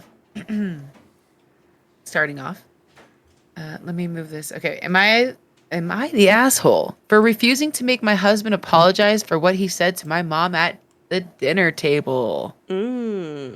Juicy. Oh. So, I, a female, 31. This always makes me laugh when people say that. I recently got married to my husband, Scott, male, 36. ASL. Sorry, do you guys remember that? No, I have Back no in the idea what you're day, talking about. age, sex, and location. Oh, Sex being male or female. I mean, yeah. that was back then. Anyways, that's what this reminds me of. I met him. I met him, but I was engaged to my former, when I was engaged to my former fiance, Martin. But we broke it off because this relationship was sort of pushed by my family, her and Martin. Okay. Because he's a doctor and comes from a wealthy family. When our relationship ended, my mom was devastated. She did her best to bring us back together. For example, she lied to Martin about me being pregnant to save us. That was years ago now. We're all on good terms, including Martin. Mom has a bit of tension towards Scott. She treats him well, but constantly makes passive, nagging comments about him. She compares him to Martin all the time, which bothers both of us, but we try to let it slide. Mom kept telling Scott about the diamond ring, new car, and bank account Martin got for his fiancée and kept sending him photos saying how generous Martin is to his fiancée, then compared him to Scott and what he had done for me. I told her to stop doing this and she apologized. Last week, we were over at my parents' house for a social gathering. A lot of relatives came and we had dinner. At dinner table, my mom asked Scott if he saw the text she sent him the other day, and he said he was sorry and that he didn't notice. She told him to check it right then and read it out loud so everyone at the table could hear. He took his phone and started reading the text out loud. Her text mentioned how Martin got his fiancée a new house and how generous he was, then said that Martin is younger than Scott, yet was able to buy a house, basically shaming Scott for his inability to buy a house. She wrapped up by saying that Martin maybe wasn't so bad for me after all. I was shocked and Scott was pissed, obviously. However, he didn't lash out or anything. He looked at the text, smiled, and said, "You know, gets me about this entire text is how you were a public educator for 30 years. Yet you can't differentiate between the passive you and the contraction your. Good God, the thought of all the children that mustn't have been left behind. Or that must have been left behind, excuse me, mustn't. That must have been left behind." Everyone at the table busted into laughter and my mom's face went pale. She decided to leave the table and then she and my sister started yelling at me saying Scott was being awfully rude and I needed to get him to apologize immediately for embarrassing her at the table. I refused to tell him to apologize and pointed out how she was being judgmental towards him. She defended herself saying she was just letting him know and he had no confidence and took it personally. I left but kept getting told to talk to him and get him to apologize for what he did. Am I the asshole? Hell no. Hell no. Mom needed to be put in her friggin' place. Sorry, watching chat. So, surprisingly enough, one of the comments Yeah. says that she's an asshole, saying, "Why are you letting your mom treat your husband this way? Yes, Yeah. your husband handled it like a champ, but grow a fucking spine and tell your mom in no certain terms to cut that shit out." I agree. Like, So- in that sense, I totally agree, but that's not what the story was about. But the story also says right here, Mom kept telling Scott about the diamond ring, new car, and bank account Martin got for his fiance and kept telling us photos, blah, blah, blah. I told her stop doing this and she apologized. So technically, Yeah. she did tell her mom to stop. Yeah. Maybe she wasn't like more upfront about it, but like, you want to have a fucking boxing match outside? Like, Hell yeah. you know? In a situation like that, I would want to cause a full out war. I would never go to another family gathering No. if that's how I was treated ever again. I personally don't think the girl's an asshole. No. I say not the asshole. personally. she's not the asshole. Absolutely not. The mother is the absolute asshole. Yeah. Okay. We'll do another. Maybe she should like end up with Martin. Yeah, Martin should've- was the original guy. Yeah, like she was clearly The mom should go with obsessed. Martin. Like she Yeah. was clearly obsessed like with him. If I was Martin, I'd be pissed if I was getting messages from my ex-fiance mom. That would piss me off. So, anyways, okay, here's the next one. This is why cell phones at the table is a bad idea. And to be fair, the Scott guy was being like polite and not checking his phone. The mom like made him do it. Well, not made him, but she was like, "Do it." Nah. Look at it and read it that's out whack. loud. Like what the hell? That's whack. That's Whack ass. Am I the asshole for buying my girlfriend a blender instead of the necklace she wanted for our anniversary? Maybe.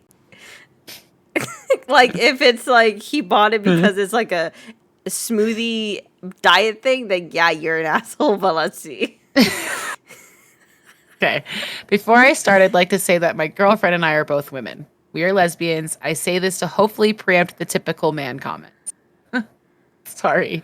I read this one. I just love every ounce of this story. This happened last month because I get every ounce of this story. So this happened last month, but my best friend and hers are still giving me shit about it. We had our 1-year anniversary. I asked what she wanted, and she told me something romantic, a little necklace or something cute. While browsing around on Amazon, I found an emulsion blender, and it pinged in my head. My girlfriend loves cooking and always talks about all the gadgets she wants. Plus, she made homemade tomato sauce, and I remember her complaining how hard it was to make the sauce smooth because she didn't have an emulsion blender. I'm a very practical gift giver. I like to give things people will use, so I bought it and was super excited to give it to her. The day rolls around and she gives me a bottle of whiskey I've had my eye on for ages, but could never justify the cost. I was so hyped and encouraged my girlfriend to open hers. She opened it and her face kind of falls and she goes, "Oh, an emulsion blender." And I told her I remembered her talking about all the kitchen gadgets she wanted and was so excited to give it to her. She kept her cool, but told me while she appreciated the thought, she was a little upset that it wasn't jewelry. I was confused, so she explained that she felt anniversary should be more about romantic and sentimental gifts versus practical. That she appreciated it greatly, but couldn't lie to me that she wished it had been the necklace she pointed out to me online. It's nothing fancy. It's like a $30 mushroom necklace. I shared my woes with my friend, and my friend thought it was hilarious that I was so inept and that he understood why my girlfriend was upset with her gift. My girlfriend's best friend also got wind of the situation and has been ribbing me with telling me my girlfriend to get back to the kitchen jokes, etc. My girlfriend and I are fine, but I know she was disappointed, and she ended up buying the necklace herself a week after I gave her the blender. No. So am I the asshole for giving my girlfriend a practical gift versus the necklace she wanted? You're not an asshole. You're just oblivious, and she told you what she wanted. You're not an asshole. You just fucked up. Like, she told you exactly what she wanted, and you're like, yeah, blender. But you want this. You wanted this months ago, though. I want to do that one first. Like, what? Buy a blender at a different time, not as an anniversary gift. Like, unless she's like, hey, I want this blender for this event, then yes, buy the blender. But she wanted a necklace. She said it. But I don't think you're an asshole. You just should have listened and just did what she said. I agree. But you're not an asshole at all. So, one of the first comments by a user named Dishes Up. He's an asshole enthusiast. I had to include that because I was like, oh, interesting. They say you're the asshole. Appliances should never be gifts unless they are very specifically asked for, like Chelly just said. You didn't buy your girlfriend a blender. You elaborately asked her to make you a smoothie. In her mind, you're telling her that you only appreciate her when she's doing something for you. Another commenter, SpaceCat02138, says, nah, fellow lesbian, this is difficult. I think that the fact that you saw something you thought she would like and would use and would be practical is actually really sweet. I generally agree with you on practical gift giving, and the element of surprise and showing that you listen and know your partner's likes and dislikes can be really important.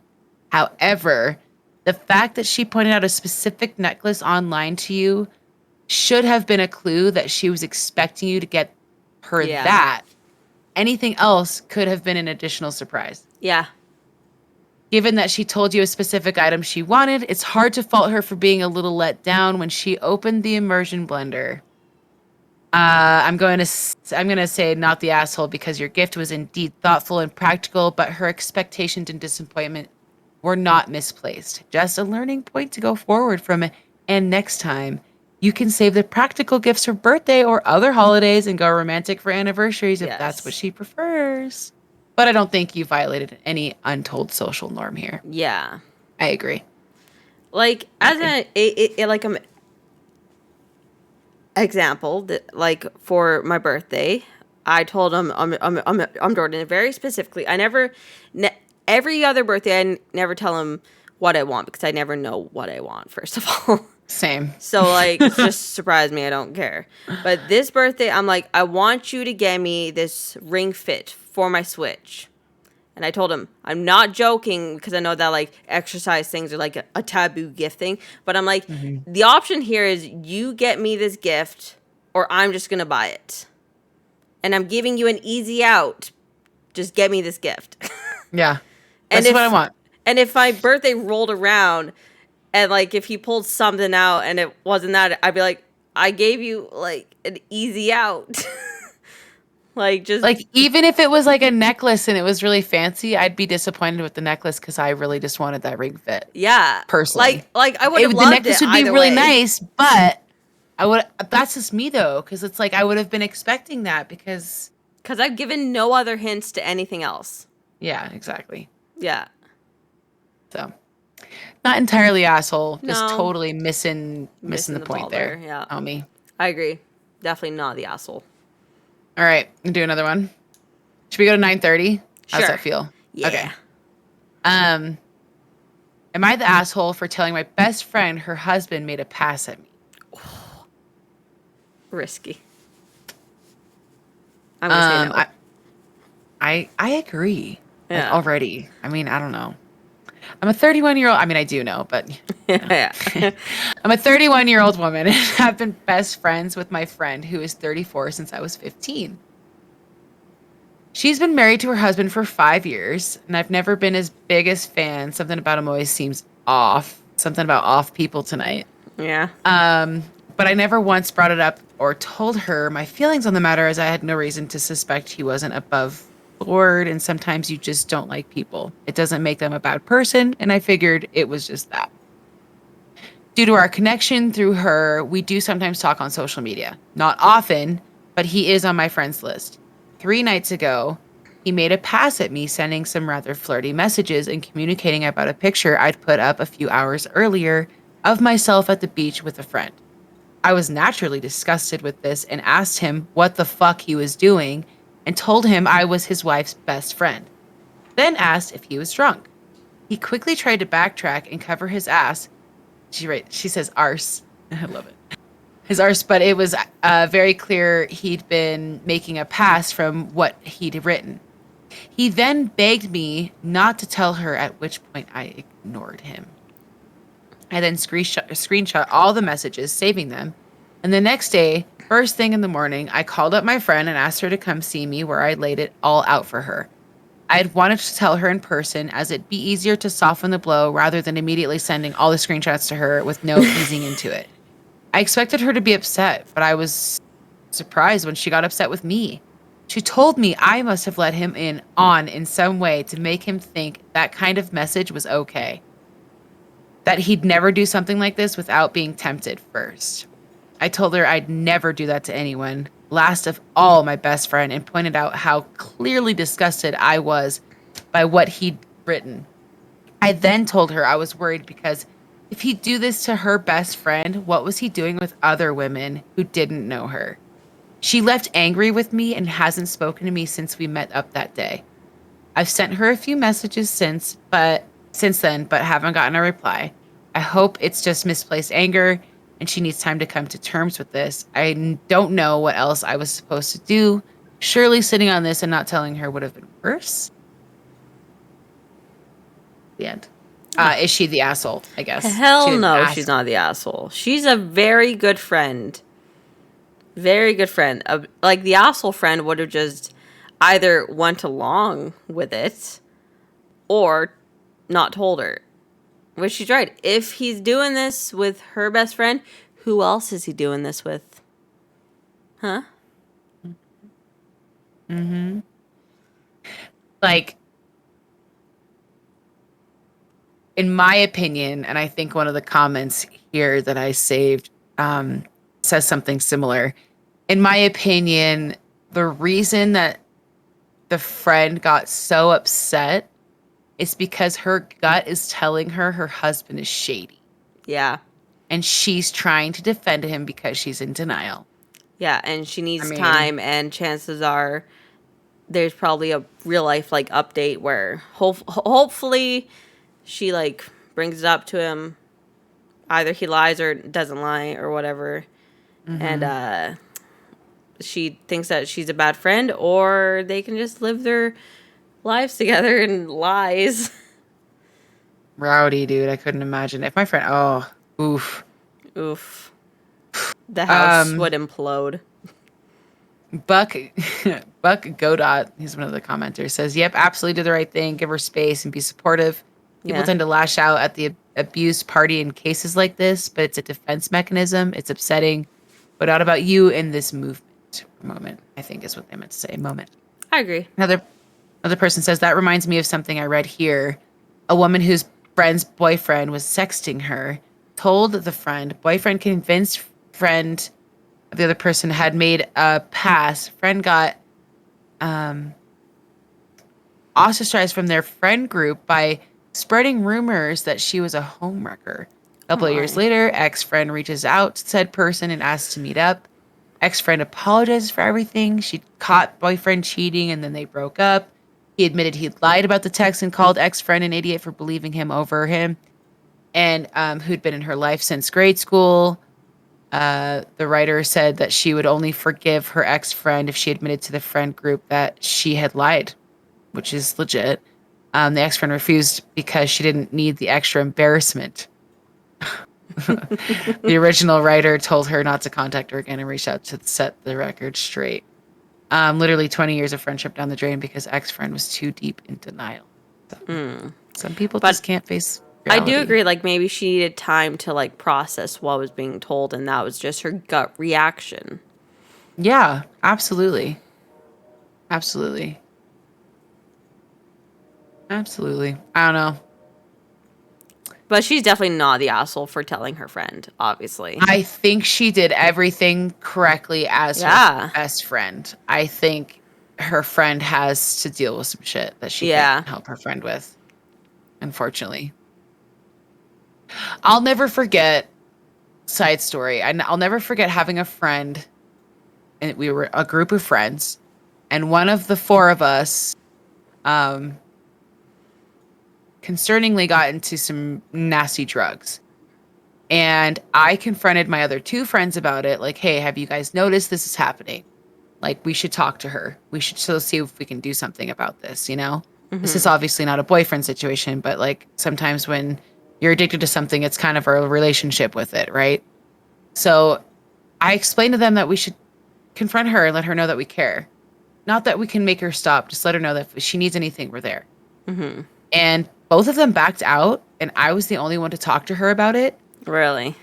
And we actually had a huge fight and didn't talk for several years. She got sober, and she came and talked to me and apologized for that point in time. And the other two friends, I kind of just stopped being their friend in that way because I was just like, just like confiding in them or whatever. Because I was just like, first of all, none of us have been on this flow, and I'm concerned about her, and you guys don't want to be helpful, and that's wrong.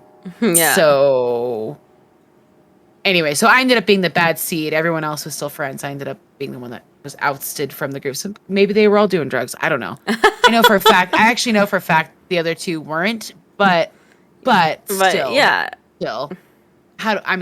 Anyways, I know for a fact they weren't. But at the same time, what happens behind doors? There's things people don't talk about. Exactly. Anyways, so my point being is that relationships are sketch, and it's the denial factor. Yeah. Denying that will like ruin some shit. No laughing. Serious. Yeah, very serious. It's pretty serious. Okay. This is actually a good one. This is a good one. I mean, they're all pretty good, but this is a good one for our themes tonight. Am I the asshole for refusing to help my sister and brother-in-law, even if it means they and my nieces become homeless? I, 29 female, love my sister and brother-in-law, Ivy, 27 female, and Tom, 26 male. But they're among the most irresponsible adults I know. They will post daily online about buying annual Disney passes, going to concerts, eating at high-end restaurants, etc. Tom even owns an exotic sports car. Yet, they'll complain to our family about how they're struggling with money, can't afford this month's rent, need help, so on and so forth. I have a successful career, so I'm the one in our family expects to help out. Everyone expects this person to help out. They don't just demand financial help either. They got a puppy a while back, and in addition to helping with vet bills, they would beg me to wash the dog at least every other day, just for an hour, and not come back until the next day. Oh my God. They also did no research on the breed because the poor thing had severe separation anxiety, and I would constantly have to deal with the puppy meltdowns and ruined furniture. They ended up rehoming the dog after a few months when I pretended to develop an allergy and said I couldn't watch it anymore. It's not this person. It's not her dog. I agree. That's just clever, though, in that way, because clearly they're not going to take a no, right? Yeah. From this point in the story. Recently, Ivy and Tom discussed wanting to try for a baby and asked my thoughts. I told them I wished nothing but the best and was happy to be an aunt. However, I was not going to be financing their child or being any more present than a normal aunt. I would provide Christmas and birthday presents and be willing to babysit occasionally, but I wasn't going to be their personal daycare and bank. I worded this last part more gently to them. Ivy and Tom acted offended and said it wasn't going to be like that. They wound up getting pregnant, and both my nieces, Christine and Samantha, were born last June. They are Twins. already very advanced for their age. Their favorite words are no and yellow, respectively. But I have kept my foot down about not being a third parent or provider. This is a boundary that Ivy and Tom continually push. Ivy and Tom also haven't stopped spending or going out. They got a nanny and are more insistent with the family about needing money. Anytime they ask, I say that they have stable jobs. Ivy even has the option to work from home, but chooses not to, and that they're just spending money on the wrong things. The reason I'm writing, Ivy and Tom are begging, and our family is pressuring me to give them an $8,000 loan because they're going to lose the nanny / be evicted for lack of payment. I told them no. My mother inherited a 3-bedroom house from my grandpa, and 2 of the rooms are unoccupied. She doesn't work and is able to look after my nieces, but our family said that it would prevent Ivy and Tom from being independent, and I can afford the loan. Now, if I post anything online, the family leaves comments about me not caring that Ivy and Tom will be homeless and how much better the money would be spent on my nieces. They won't be homeless, and I don't see moving in with my mother as a big deal. I've blocked most family members, but now I'm unsure if the oblivious entitled one here, if I'm the oblivious entitled one here, and if I'm being selfish. Am I the asshole? Dear Lord, no. You are not the asshole. Absolutely not. Your whole family's a bunch of assholes. I feel terrible for this woman. Like, they're never gonna pay that $8,000 back. Ever. Even if, like, no. Move in with your friggin' mother. You want to be like an independent. I'm a couple. Guess what? You shouldn't have had kids. Like, no. Straight up. If you're okay, first of all, if you have kids and then you're hiring a nanny, you're Fuck not off. trying it on your own to save the money. Like, I'm sorry. The You're gonna fact- lose it because you can't pay your nanny. Yeah. She has to give them an $8,000 loan because they're gonna lose their home, and like they had to include and also the nanny. Fuck the nanny. Be parents. Literally, that's how I feel. You But guys the- wanted to have the kids, and you're not being parents. Like, what the hell? No wonder your kid, the twins, are so smart. When I was a nanny, all I did was spend time with kids. That's all they did was learn. Like when you're the stay-at-home parent, you're taking care of a household too. If you have a house cleaner and a nanny, your kids are set, your house is clean. What the fuck are you doing with your time? Yeah. That doesn't make sense Like to they're me. going out Coming from a parent. to fancy restaurants and shit.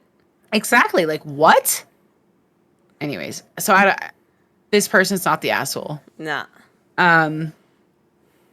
One commenter says, not the asshole. All of your relatives who are insisting you give these two money should get together, open their wallets, and pool their money to finance these irresponsible assholes. Yes. 100%. Yes. Commenter. Nut Michelle, Sultan of Sphincter is their name. Sphincter. Yeah, that one is oof. That's a good one. Yeah, that's a good one. Okay, so this will be my last one. It's hilarious. I saved the best for last.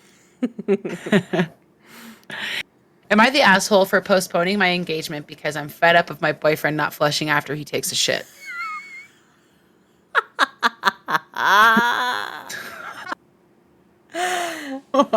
Go on. Let's just hear it. I, female 26, constantly find myself cleaning up after my boyfriend 27 male. Sorry, I'm dying. I've had more discussions with him on this than I can count on. One time I even had a full-on breakdown and started crying because I was so frustrated when I went to use the washroom and saw that he didn't flush his shit again. I constantly have to be telling him to flush the toilet and use the toilet brush when he's done, as well as put his dirty clothes in the basket instead of leaving it on the floor in a random place or on the floor near the basket. He will also shave and leave his hair in the shower or sink, and I will stay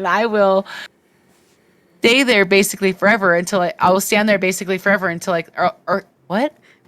I will stay there basically forever until I clean it up. Oh, it will stay there forever. Sorry, I could not read that well. It's wrong. It wasn't written that way. He also doesn't get around to picking up the clothes he put on the floor either. I will stay there, or it will stay there till whatever, unless I pick it up as well. Admittedly, he was much worse before we lived together. I would visit his home and it would smell absolutely awful. He had garbage everywhere and everything was just extremely disorganized. He had also recently adopted 4 cats and had them living in the mess too, and they are fully indoor, so no escape. After talking to him, complaining about it a couple times, and insisting him in cleaning, he has managed to maintain things to a better level of cleanliness. However, it still bothers me that I basically had to pressure him into buying a second air purifier for the area where the litter boxes kick up a stink. The first air purifier he had sitting there for months in the box, and I had to set it up myself because he didn't give a damn. We recently discussed getting married and decided that he will surprise me with a proposal. I told him that we need to put the plan on pause because this can't work if this is how things are going, and I'm seeing... Hold on, I gotta cover Chelly's shaking head. I can't. We recently discussed getting... Okay, because this can't work if this is how things are going. I'm seeing all these red flags. He told me that he thinks He also got, he told me that he thinks he also has a lot of green flags and that this isn't a problem worth ending a relationship over, and that some women wish that this was the only problem they have with their significant other. I told him that a man-child that doesn't clean up after himself is just as much a major problem as someone who is cheating, and this problem is only going to become much worse after we live together full time. We don't right now, and children are in the picture. He says that he isn't doing this intentionally and he's not a bad person, but I'm making him feel bad. I agree with him. I don't think he's a bad person and he's generally attentive and considerate, but he just doesn't seem to get it and I'm not sure where to go from here. They need to break up. It's going to. I was dying there because I'm reading it the way I have it, and I just see you like, nope, and I couldn't not laugh. I had to be like, okay, hold on, I gotta cover her for a sec. I want her to keep shaking her head, but I am gonna die laughing. I can't finish this. Who adopts 4 cats at once? Who the fuck does that? Who does that? So she writes an edit. Oh, great. says, Edits. Yes. Tell us the edit. I showed him the post and he stated I was maliciously misrepresenting him because this isn't something he does every time. And that's the impression I'm giving, is that every single time he uses the washroom, he doesn't flush. He's right, and it's not every single time, but it's several times a week, and I may be wrong, but I think it's way too much. Also, the clothes outside of the basket is a daily occurrence. I'm sorry, but if you're not always flushing your poop down the toilet, there's a problem. It's fine occasionally for like the pee. If it's the middle of the night, you don't want to flush the toilet. That's fine. But if you take a dump in the middle of the night, you're flushing that toilet, like that toilet. You can't let it sit there. It's as simple as this. If it's brown, flush it down. If it's yellow, keep it mellow. Exactly. All right? Yeah. All right? Yeah. Everyone learned that. And Dave's water that way too. Okay? Of course, urine can smell pretty bad, but like you're not leaving it all day. Like, for instance, like when we're sleeping and we go to the like we have to pee, I don't flush the toilet because it's so fucking loud. yeah, sometimes you just let it chill. We don't flush the toilet in the middle of the night if we're peeing. Yeah. Specifically because we don't want to wake anyone up. It's loud. And they come back up. So maybe so are you saying that he does flush? It's just he always has floaters that come back.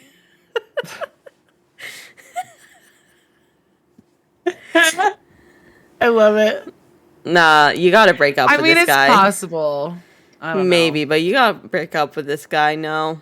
So here's some of the comments. This is someone who says, you're not the asshole. Yeah. He doesn't get to decide what's a red flag or a green flag. Minimizing your concerns by saying other women only wish their problems were as easy is the biggest red flag of them all. Yeah. The problem is so easy, then fixing it shouldn't be a problem for him. Yeah. Completely agree. This person's name is Uneasy Cantaloupe. Some people I just have to add their names because they're hysterical. They're So, Uneasy Cantaloupe says, "Oh my God, dump him. Literally dealing with having to flush his shit. What even is this? He says he's not doing it intentionally? Too right, he's not. It's because he doesn't give a fuck or respect you, so he doesn't care. Flushing the toilet is like a basic, absolute minimal requirement of being a responsible person. Imagine if you have kids. This will only get 1,000,000 times worse. Yikes and double yikes. Not the asshole, but he is." Yeah, and like imagine if they have kids, like he's gonna teach them that it's fine to not flush your toilet. And it's okay to just be nonchalant. Like, whatever, it's cool. This one was a great one. Apocalyptic says, ooh, she should leave a note on the underside of the toilet seat after she leaves his poop in there to fester. Dumped. Nice. Never come back to the house. But they don't live together, so technically I guess she should just be at his apartment and put it there. But yeah, that's a good one. Rate my poo. Is there should be an app like that? That's hysterical. I'm sure people would take pictures of their poops. Probably. Oh my god. That was a wild story, Caleese. That's a good one. That was a good one. That was I a good honestly one. was searching and then suddenly I was like, "Excuse me, did I just read that right? Am I the asshole for postponing my engagement because I'm fed up of my boyfriend not blushing after he takes his shit? Is that real? Oh my Real. god. Real, you guys. It's real." That's insane. So those are our Am I the Asshole segments. That's our little segment or whatever. All of our stories. There is a Rate My Poo website? That's hysterical. I have to find this. I gotta find it. You're looking it up, Rate My Caleese? Poop. Oh my Bored god. a lot. Is it pictures of people's poops?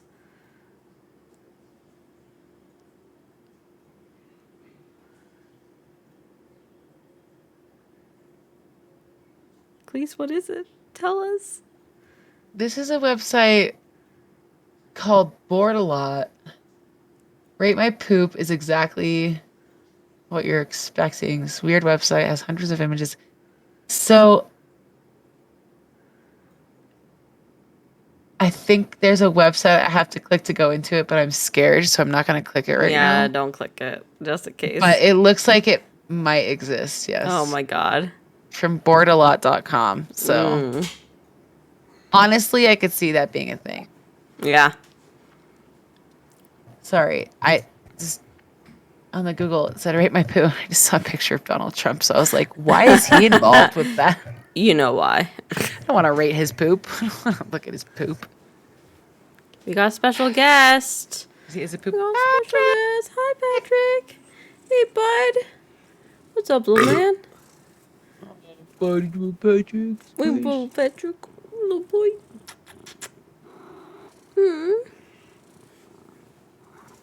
I don't have time. Take that, sucker. Surprise. They're close. Oh, Look at that guy. And a courtesy burp from Jordan. Yes. Got to keep it fresh. Oh, it was about 20 years ago. Okay. Oh. That's hysterical. I've said, there probably is an app, though, like Rate My Poo. There should Probably. be if there isn't. Literally, you can't have a face or anything else in the picture. It has to just be of your poop.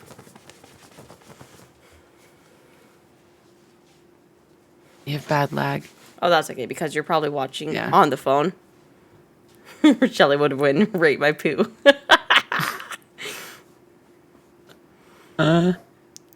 There's so many varieties of poop. Yeah, there is. So many varieties of poop, you guys. There's like so many different kinds. Oh man, poop.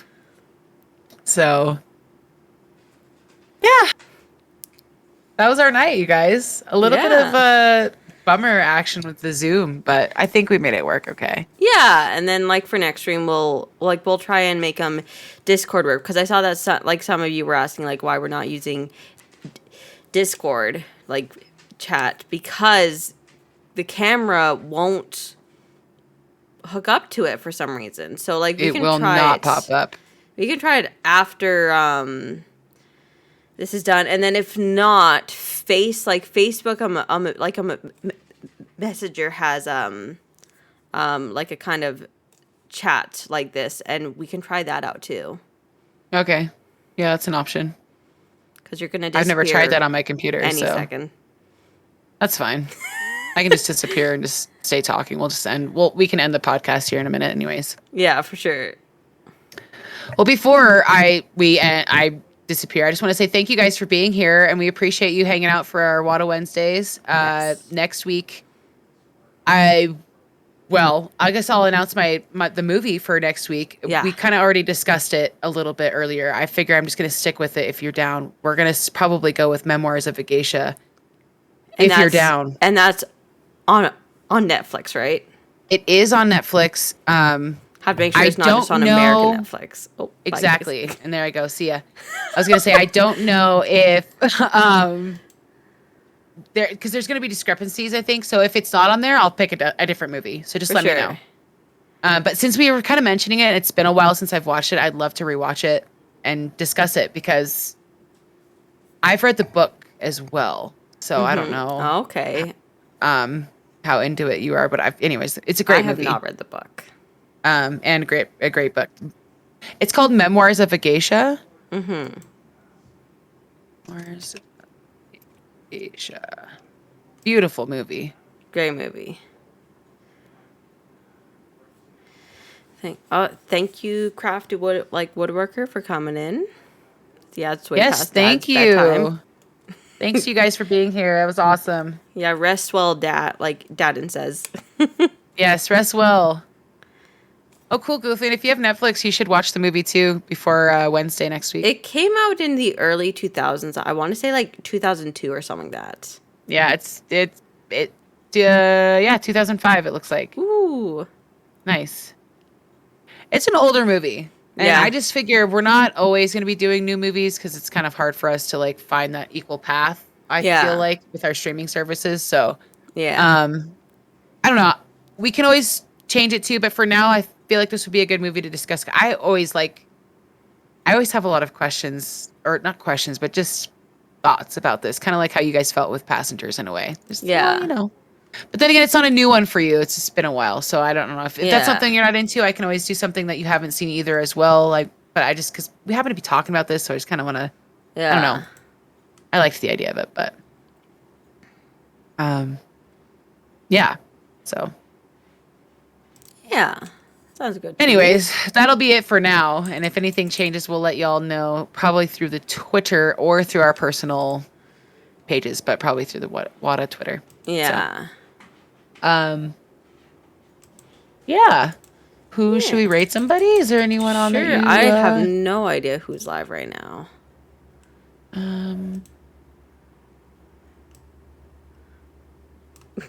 And I found a picture of you on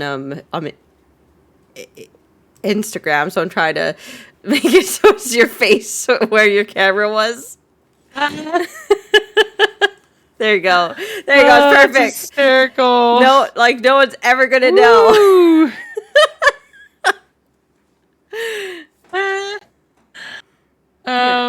Yeah, I have no idea. See who's live. anyone online at the moment? I guess we could always go to someone random too. Sure, it goes someone random. Let me type in chat the raid command. You can go raid someone if you just want to find somebody.